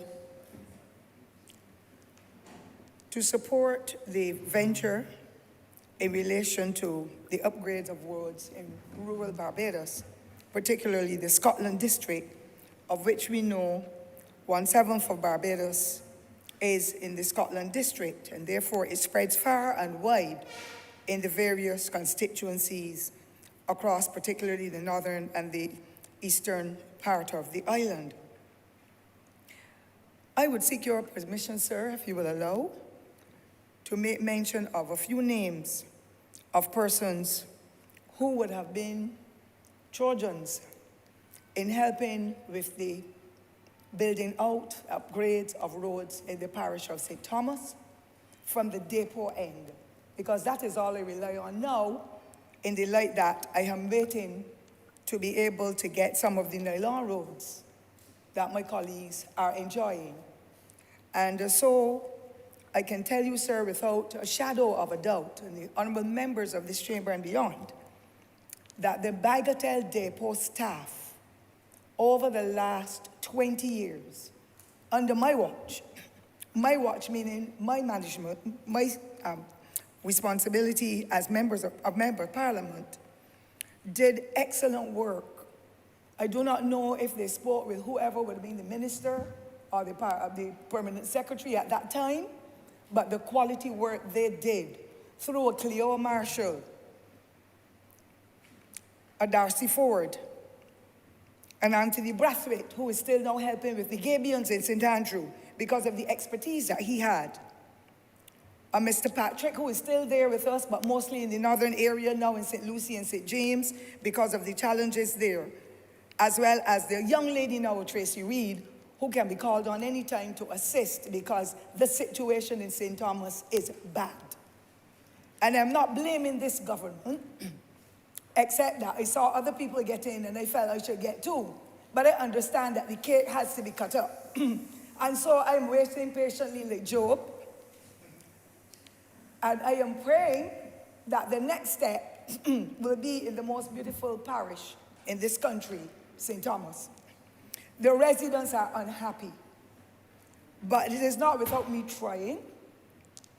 I have been doing that for a while, but I understand the platform, and not even a platform, what transpired previous to us becoming the government after the last decade, where nothing happened in the north of Barbados under a Democratic Labour Party administration. there were 7 parishes or 7 constituencies, of which only one was managed by the Democratic Labour Party at that time. That was St. Lucie. I am not so sure how much St. Lucie got, because that would not have been really my interest. But I know that the rest of us, St. Andrew, St. Joseph, St. Thomas, and others adjoining, got little or nothing. So I bombarded them with correspondence that I have it with me, to show it is not that I did not try, it is not that the Barbados Labour Party members did not try to get the resources. No water you could get. No proper road could we get. No proper signage. No proper bus service. It really made us feel in the north that we were the outside children. And we know what happens to most outside children. If they're outside children, the mother puts them out, the father don't give, and if they're outside children, the father say, your mother this, that. We were treated like outside children, and it is so unfortunate. I do not expect the impossible, because a young government, having had to be able to face the challenges that were left in those 10 years of loss, 10 years of unproductivity, except peeping under themselves, has now left us in a quandary, trying to see how we can make up. St. Andrew has always been an area where land slippage impacted. Indeed, the Scotland district has always been, and while persons might feel it's only St. Joseph, perhaps, and sections of St. John and St. Andrew, there are many sections in St. Thomas that are in the Scotland district. And therefore, I wait, not with bated breath, I wait patiently, like Job's sister, because I expect St. Thomas will get theirs next. We know that the parishes in the northern area, most of them, were projects that, areas where there were tenantry roads, where rural people wore 2 pairs of shoes. There was something on their feet to get through the little cat road that led for their little traffic houses. And then when they got on a main road or near the church or to the bus stop, wherever they were going, they slipped into their shoes. A lot of that was overtaken when the Barbados Labour Party became the government in 1994. And we saw mass development taking place across the length and breadth of Barbados. We saw houses being developed. We saw people getting different forms of employment. We saw education climbing. And we met a stage under the last administration where not even the university students could go in to get their education to become the same engineers and others that will help to build the roads and to do other aspects of infrastructure in this country. But thank God for the Barbados Labour Party. We have played our part, and we will continue to play it, because we are about building a society and making sure that we empower Barbadians. And so, Mr. Speaker, this resolution is timely. Rural people are people too. I can't say enough. And I want to say, sir, that $256 million that will be invested in upgrading the roads is extremely timely and necessary. My father, my grandmother, even some of my other relatives all live in White Hill, St. Andrew. And I hear the lamentations every day as to how they're suffering. So I am not grudging them. I am not grudging the people in the other areas of St. Andrew, where I know land slippage is at a terrible state. St. Simon's is not good at all either. And I know other sections of the parish, because that is a road that we traverse fairly often. And I saw what happened in 1970 October with the floods and the massive trees, and people had to be relocated from St. Andrew to Welchmore Hall and Bagatelle and other communities, because the whole area was washed away. Luckily, there was no loss of life in St. Andrew, but there was loss of life in St. Michael, near where Queen's Park is now. And therefore, we understand the situation. And we're not doing it in any grudgeful way. We're doing it because we believe that rural people and people who have been suffering for so long should be given some kind of ease to let them be able to travel freely or to travel smoothly, as the case may be. I saw just about 2 months ago, buses having to come to St. Andrew but pass through even the Vault Road and Carrington's Village that is collapsing as a result of the bridge there, to be able to get to certain points. I know the millions of dollars government will have to spend. Who forms the government? All of us, the taxpayers. And therefore, I am happy to see that that has taken place. However, I am going to make a call for St. Thomas so that the Honourable Minister for Public Works, Transport and Maintenance, and all other ministers here who will assist her and assist in the development and the build-out of Barbados will hear my clarion call, which is a repeat of what happened previous to 2008. I did get roads, I must confess. Rock Hall, Content, Lion Castle, quite a few roads were built because they too were roads where people had to wear 2 pairs of shoes. No longer do they have to. But of course, neglect over the years has led to the decay of some of the roads that are key cross-country. When you're leaving St. James and you want to get to St. Joseph, St. George and other communities, the easiest road is to come up Content, come through Vaucluse, on through Lion Castle, on to Jack in the Box and go, or Hyman's Hill, coming through Vaucluse, onto the same Jack in the Box, all through the way through Walk Spring to get where you're going. Those roads now, sir, are in a terrible mess. Massive potholes. But the team at Bagatelle has been trying. The only unfortunate thing is that there needs to be some kind of proper supervision coming from the headquarters in town, because a lot of the young people do not know how to patch holes. And so they take a shovel and throw in a little piece and turn over the back of the shovel and tap it. In the past, there were men who did that as a skill, where they will cut open the hole, put in whatever the moisture is, not the moisture now, but the bark green, if you want to call it that, or the bitumen. I'm not so sure which of the two it is. I'm not interested in that, I'm interested in getting my roads in St. Thomas. But the skill, and then those holes remain covered for a long time. My people have started to sing the song that Plastic Bag sang, sir. Another whole day, I can't sing. And I do not want for us to have to be doing this again, but I understand there are priorities. We're in harsh economic times, and the St. Andrews situation is bad, and I'm not begrudgeful of them, as I said. It is just that I want to support this exercise, but I want to make the plug. I will never forget, Mr. Speaker, the Rockhampton Road in Jackson, St. Michael, that is on to the St. Thomas end. It was a rural road. And when January 2008 came, that road only needed the same Barber Green to complete it. It had sidewalks, it had all the marl and whatever. And I wrote till I was foolish. I went with CBC, I did everything through the media to get what we now call Harper Valley, that is Rockhampton Road, covered. You know when it got covered, Mr. Speaker, sir? Last year, the residents in Rockhampton, Jackson, got the Barber Green put on that road under a Labour Party. How many years would that be, sir? I am too old to calculate it. But it is a burning shame that some roads in other constituencies where members of Parliament on the other side then were, they got paved twice and 3 times.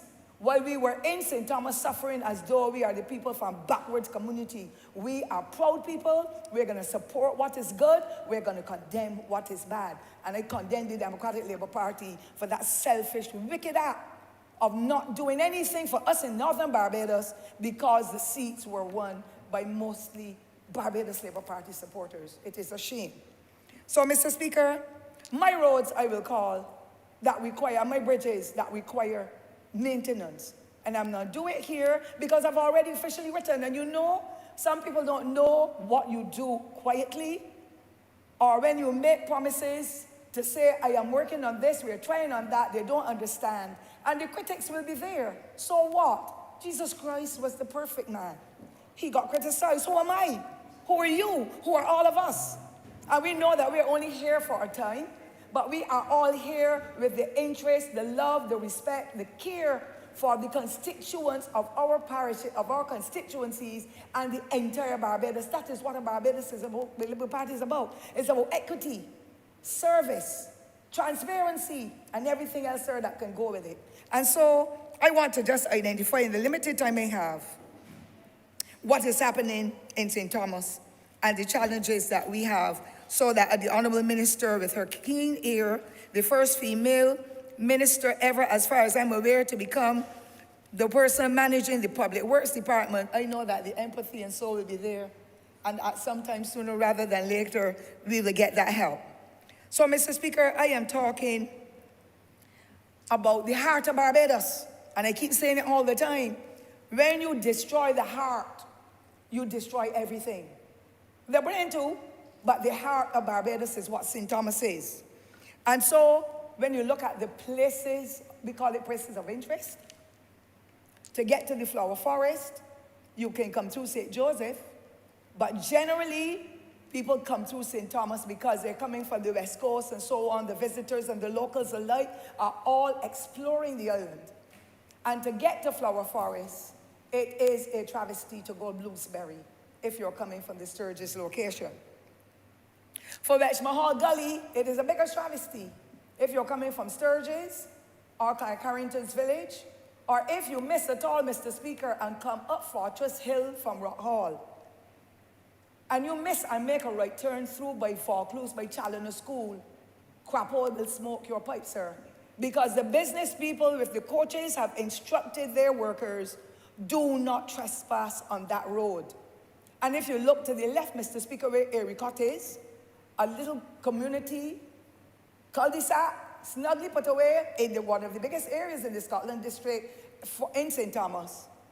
That road is even worse. The Bagatelle team are trying to stop some of the holes, but for me, you're going to use more of the material trying to patch the holes, then you better scrape it and leave it scraped until you can pave it. That is me, and I'm not a technical person.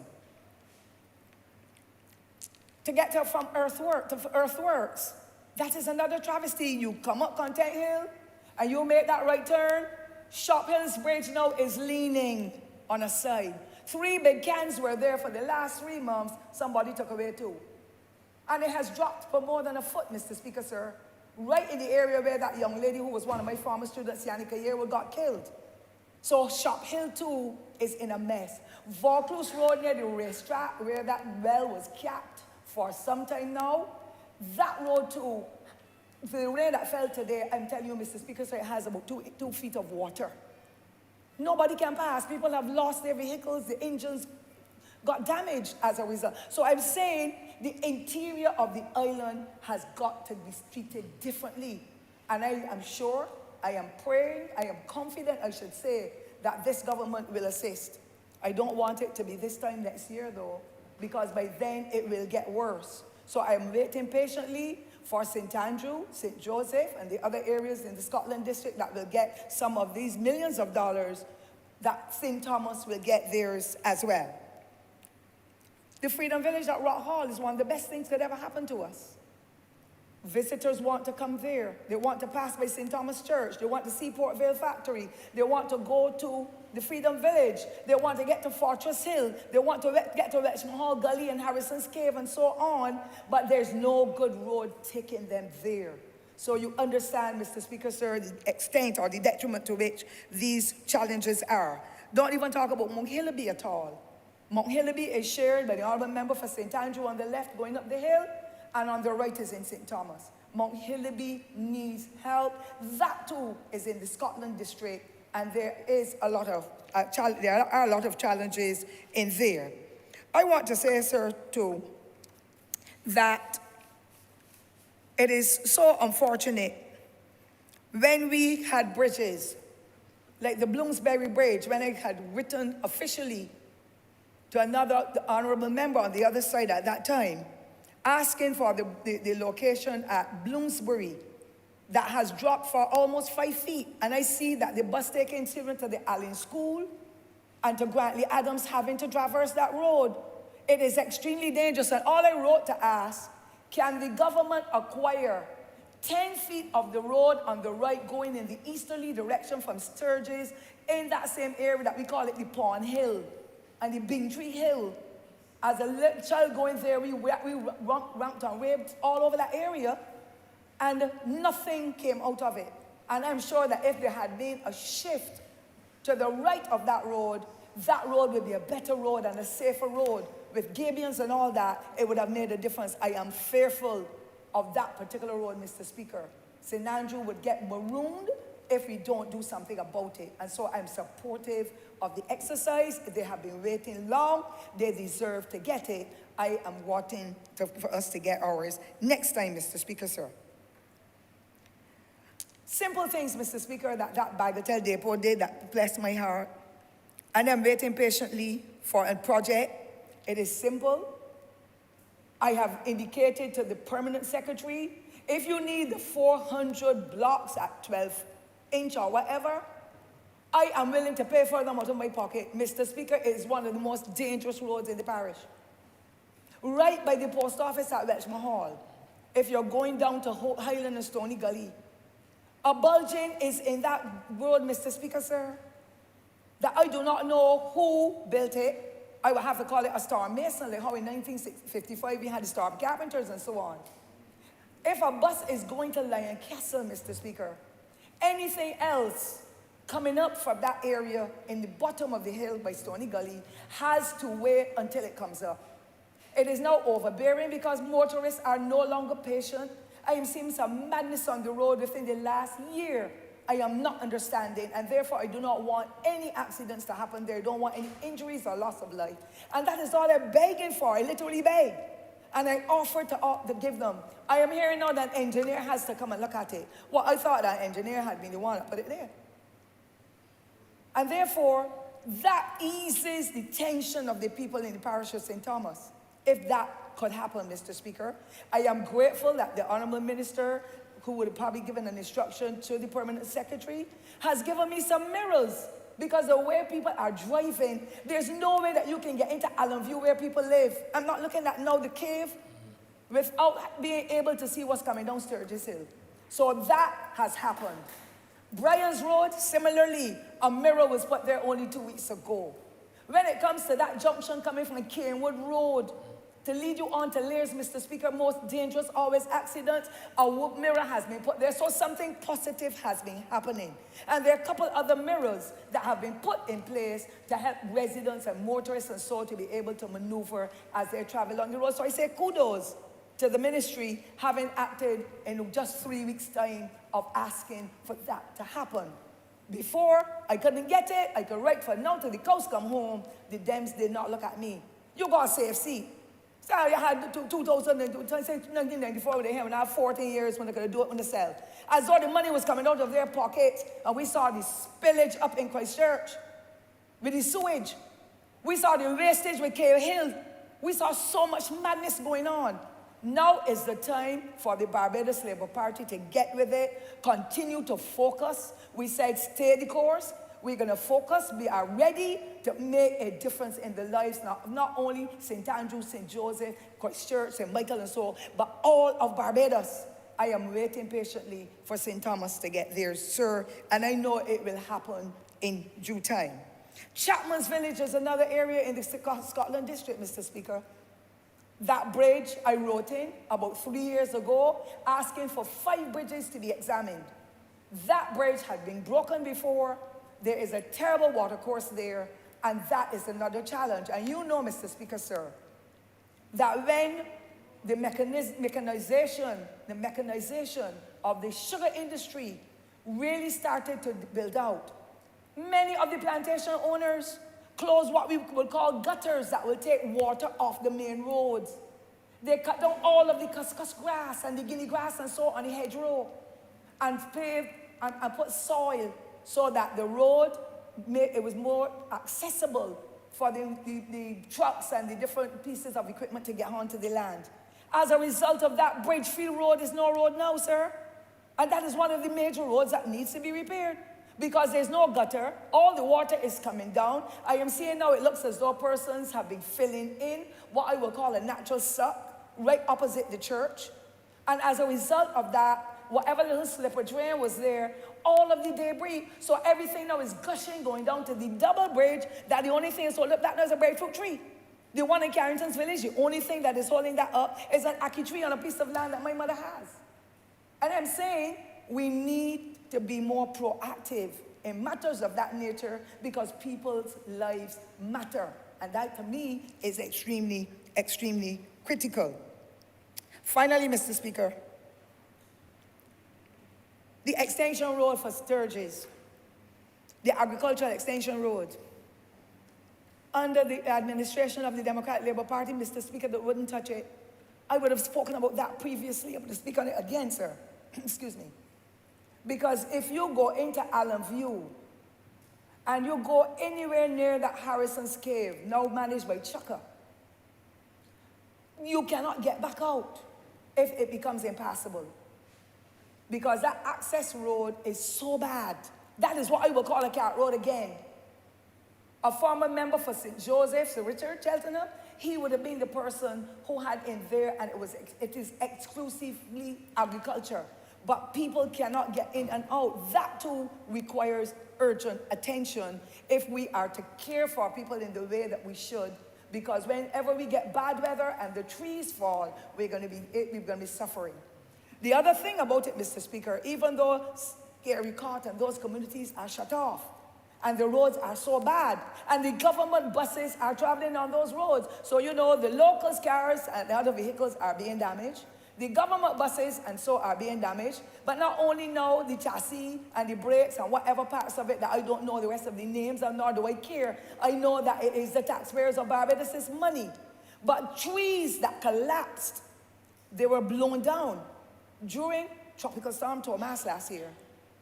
Had Ericott and those other communities like Canefield and so marooned for 2 days.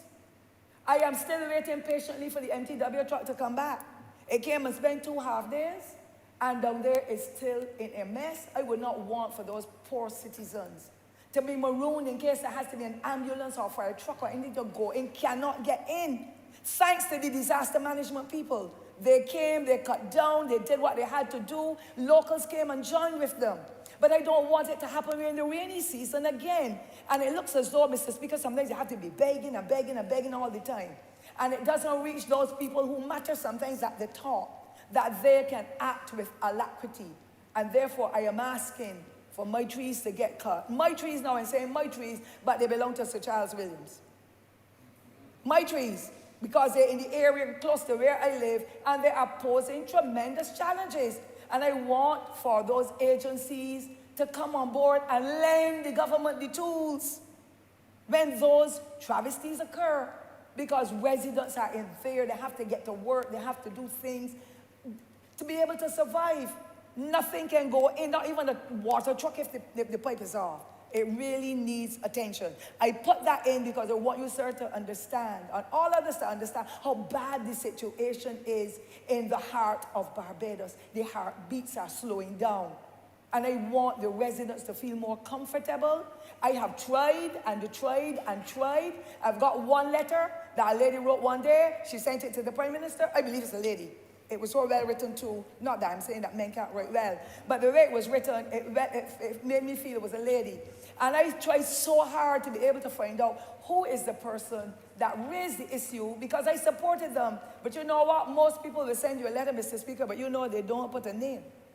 So the address is there, but no name, so I could not even respond to say what has happened, because they would not know everything that has happened. But the biggest problem, Bridgefield Road, Sharp Hill Road, Vaucluse Road, Carrington's Village, when you come from Sturgis, even Hyman's Hill, that is the best link for anybody to travel. And so I am asking that whenever we get there to St. Thomas, that I get some of those plans fulfilled so that we can make a change in whatever is happening. And in the meantime, as I close, Mr. Speaker, the fact that Bagatelle has good staff. I know Mr. Patrick does good work, but he has been taken away and down in St. Peter and St. Lucie, I understand, for a long time, because they had their issues too. They had massive problems with flooding and bridges breaking and so a year before, and a young man lost his life that was an ambassador for the parish. So I understand that. But I want in the interim, while St. Andrew and St. Joseph are getting the help, for the team at Bagatelle to come in and give me even more support, not me now, but the people of St. Thomas, more support in the patching, doing the mill and pave. I had a road that was scraped.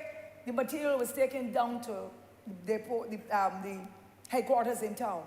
We are asking for it every week because we've got roads that really require it. And therefore, once that work is going on, I'm supporting it 100%. I want for ours to get whatever the things are that would not have happened normally, since the concentration is there, to be happening in the parish so that it can appease people. There's nothing more annoying than walking and wringing your foot in a pothole. There's nothing more annoying, Mr. Speaker, sir, than your vehicle dropping in a hole. Yours is a truck, mine is a truck, but we feel it too. But what about the man that's driving a little mini with the fussy rims and so? It really is not correct. And then the government spends more having to pay persons for damage or burst tires and all that than they would have if they had patched the hole.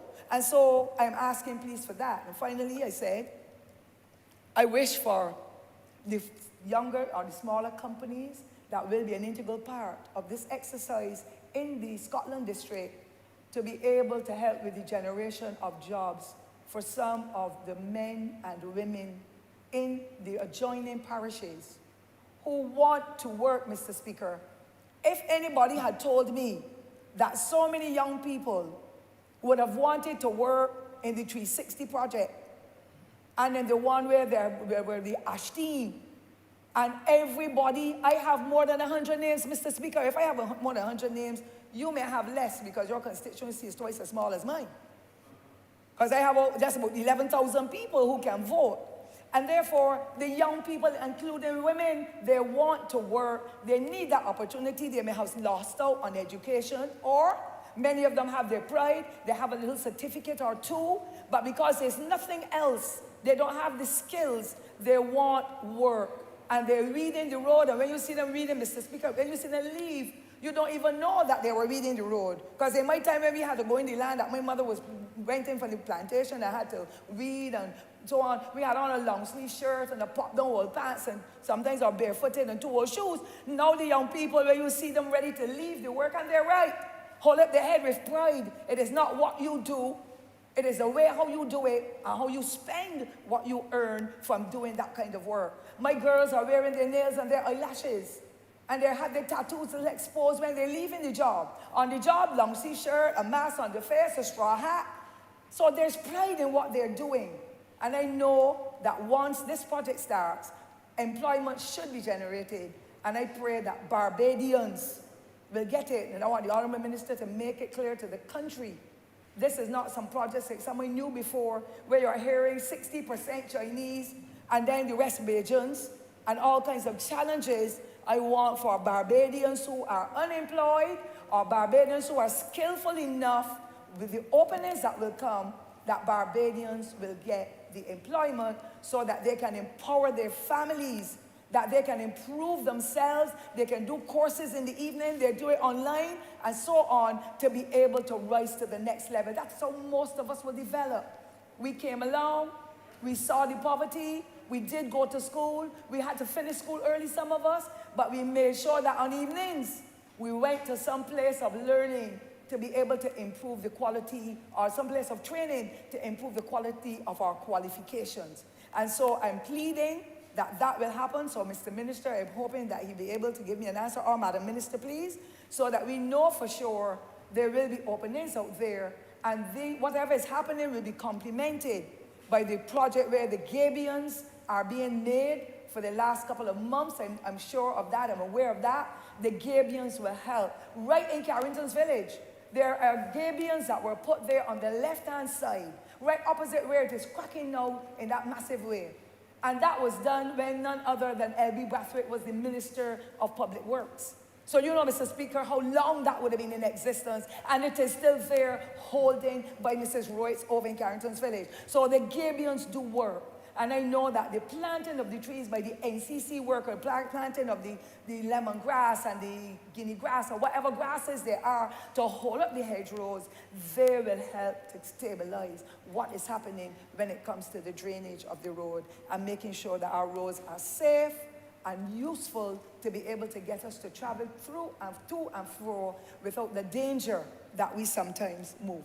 Mr. Speaker, you haven't given me my 1 minute yet. So I was winding down. I didn't I want let you to. go past it, woman. See, You let me, oh, No, because, you went past it already, even though I mentioned because it. of my youthfulness, sir? Yes, because, no, because you Thank fluent, you. so that's why I know that you have I didn't tell you respect. time was up already. I know, sir, that you have respect for the aged. So I thank you, and I implore the government to continue on this trajectory where it reaches out, touches people, make their lives different, and take out the whole political thing. Them is Dems, them is Bs, them is NDPs, them is...